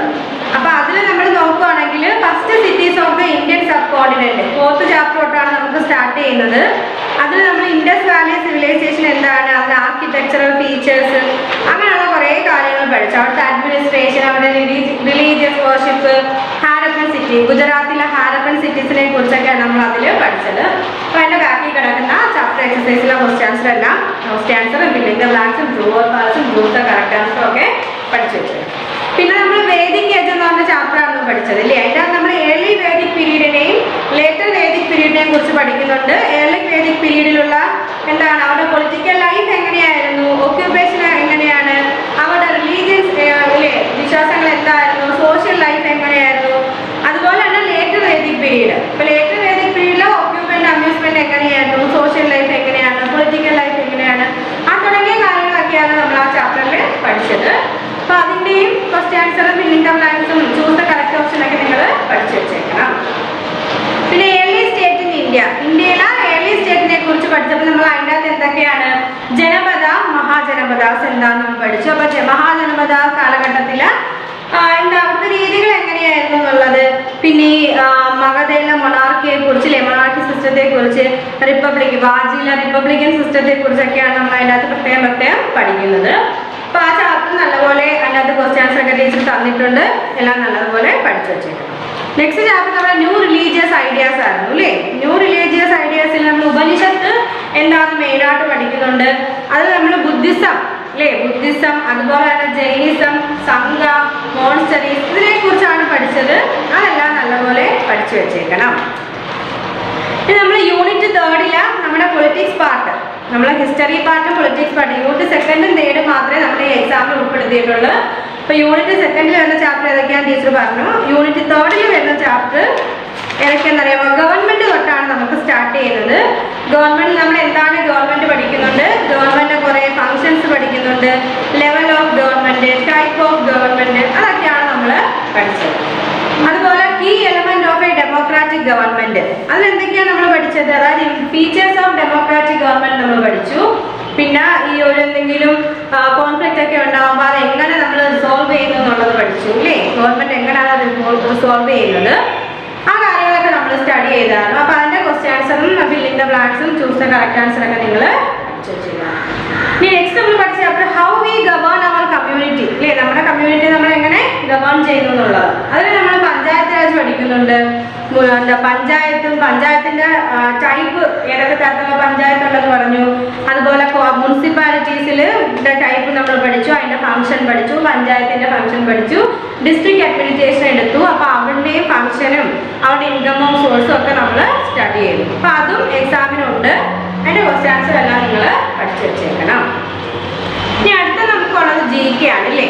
അപ്പൊ GKയിൽ നമ്മൾ ഏത് ചാപ്റ്റർ തൊട്ടാണ് ഇപ്രാവശ്യം എക്സാമിന്, ഏത് ചാപ്റ്റർ തൊട്ടായിരുന്നു, നമ്മുടെ branches of science chapter 22 branches of science മുതലാണ് സ്റ്റാർട്ട് ചെയ്യുന്നത്.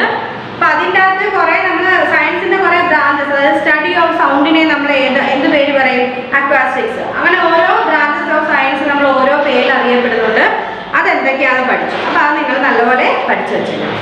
പിന്നെ നമ്മൾ അടുത്ത ചാപ്റ്ററാണ് വേൾഡ് വൈഡ് വെബ്. അതിൽ www എന്താണ്, അതിനെ കുറിച്ച് കുറെ ഫില്ലിംഗ് ദ ബ്ലാങ്ക്സ് തന്നിട്ടുണ്ട് ഇല്ലേ. ക്വസ്റ്റ്യൻ തന്നിട്ട് നമ്മൾ ആൻസർ എഴുതാനുള്ളതുണ്ട്, അത് നിങ്ങൾ പഠിച്ചു വെച്ചേക്കുക. പിന്നെ ക്വസ് ഉണ്ട്. ഇനി പ്ലൂട്ടോ ആൻഡ് ഇറ്റ്സ് നെയ്ബേഴ്സ്, ഓരോ ക്വസ്റ്റ്യൻ തന്നിട്ടുണ്ട്, അതിന്റെ ആൻസർ നമ്മൾ എഴുതണം. ആ ചാപ്റ്റർ പഠിച്ചു. പിന്നെ നമ്മൾ എന്താണ് ഇമ്പോർട്ടൻറ്റ് മൂവ്സ്, ഓരോ ഉപഗ്രഹങ്ങളെയൊക്കെ കുറിച്ച് പേര് വന്നിട്ട് അത് അടയാളപ്പെടുത്താനില്ലേ, നമുക്കില്ല എന്താ ലെറ്റേഴ്സ് ഓരോ കോളത്തിൻ്റെ അകത്ത് വന്നിട്ട് അത് അടയാളപ്പെടുത്താൻ തന്നിട്ടുണ്ട്. അപ്പം അത് നമ്മൾ പഠിച്ചു. പിന്നെ ക്വിസ് പഠിച്ചു. പിന്നെ പോപ്പുലർ വേൾഡ് അവാർഡ്സ്, നമ്മുടെ ഫേമസ് ആയിട്ടുള്ള വേൾഡ് അവാർഡിൻ്റെ ക്വസ്റ്റ്യൻ തന്നിട്ട് അത് ഏത് അവാർഡാണ് നമ്മൾ എഴുതണം. പിന്നെ പത്മ അവാർഡിനെ കുറിച്ച് കുറേ ക്വസ്റ്റ്യൻ തന്നിട്ട് കറക്റ്റ് ആയിട്ടുള്ള ആൻസർ ചൂസ് ചെയ്ത് എഴുതാൻ തന്നു. പിന്നെ നോബൽ പ്രൈസ് വിന്നേഴ്സ്, ഓരോ ഇയറിൽ നോബൽ പ്രൈസ് കിട്ടിയ വ്യക്തികളുടെ പിക്ചേഴ്സ് തന്നിട്ട് അവരുടെ ഏത് ഫീൽഡാണെന്നും പേരെഴുതാനും ആ വ്യക്തിയുടെ പേരെഴുതാനും നമുക്ക് തന്നിട്ടുണ്ടായിരുന്നു. പിന്നെ അത് കഴിഞ്ഞിട്ട് ഒരു ക്വിസ് ഉണ്ട്. പിന്നെ അത് കഴിഞ്ഞിട്ട് ഏത് ചാപ്റ്ററാണ് നമ്മൾ പഠിച്ചത്, ടൈപ്പ് ഓഫ് ബുക്ക്, അതായത് ഓരോ ബുക്കിനും ഓരോ പേര് നമ്മൾ പറയും. ഇപ്പം ഡ്രാമ അല്ലെങ്കിൽ ട്രാജഡി, അങ്ങനെ ഓരോ വിഭാഗമായിട്ട് നമ്മൾ തരംതിരിച്ചില്ലേ, ഫിക്ഷൻ ആൻഡ് നോൺ ഫിക്ഷൻ എന്നുള്ള രീതിയിൽ നമ്മൾ തരംതിരിച്ചിട്ടുണ്ട്. അപ്പം അതിന് നമുക്ക് എന്തായിരുന്നു, ഒരു പസിലായിരുന്നു അല്ലേ. അതായത് നമുക്ക് തന്നേക്കുന്ന ആ ഒരു ഹിന്റ് വെച്ചിട്ട് നമ്മൾ ആ ബുക്കുകളുടെ പേര് എഴുതണം. പിന്നെ ഗെസ്സസ് ദ ബുക്ക്, ഓരോ ഹിന്റ് തരും, എഴുതിയ ആളുടെ പേരും അതുപോലെ തന്നെ കുറച്ച് അതിൻ്റെ ഡിസ്ക്രിപ്ഷൻ തരും. അപ്പോൾ ഏത് ബുക്കാണ് നമ്മൾ എഴുതണം. പിന്നെ ഹൂ ഇസ് ദ ഓതർ, ഓരോ ബുക്കിൻ്റെ പേര് തന്നിട്ട് അത് എഴുതിയ ഓതറിൻ്റെ പേര് എഴുതുക. പിന്നെ ഒരു ക്വിസ്. അപ്പോൾ ഇത്രയും ചാപ്റ്ററാണ്. ചാപ്റ്റർ 31 പേരാണ് നമുക്ക് എക്സാമിനുള്ളത്. അപ്പോൾ ഇത്രയേ ഉള്ളൂ നമ്മുടെ എക്സാം. ഓരോ ചാപ്റ്ററിൻ്റെയും ഓരോ സബ്ജക്റ്റിൻ്റെയും ചാപ്റ്റേഴ്സ് പറയുകയാണെങ്കിൽ ഇത്രയേ ഉള്ളൂ. അപ്പോൾ ഇതെല്ലാം നമ്മൾ ക്ലാസ്സിൽ പഠിച്ച് നമ്മൾ ക്വസ്റ്റ്യൻ ആൻസർ എല്ലാം തന്ന ചാപ്റ്റേഴ്സ് ആണ് അല്ലേ. എല്ലാ ക്വസ്റ്റ്യൻ ആൻസറും നമ്മൾ പഠിച്ച് വെച്ചേക്കുവാണ്. അപ്പോൾ അതുകൊണ്ട് എക്സാം നിങ്ങൾക്ക് വളരെ ഈസി ആയിരിക്കും. അപ്പോൾ എല്ലാവരും എക്സാം നല്ലതുപോലെ എഴുതണം. അപ്പോൾ ഓക്കെ, നമുക്ക് എന്നാൽ ക്ലാസ് വേണ്ടി ചെയ്യാം. Okay, thank you. Did you get ready in the dark or something? 'Cause you look like a beautiful nightmare. Don't you know?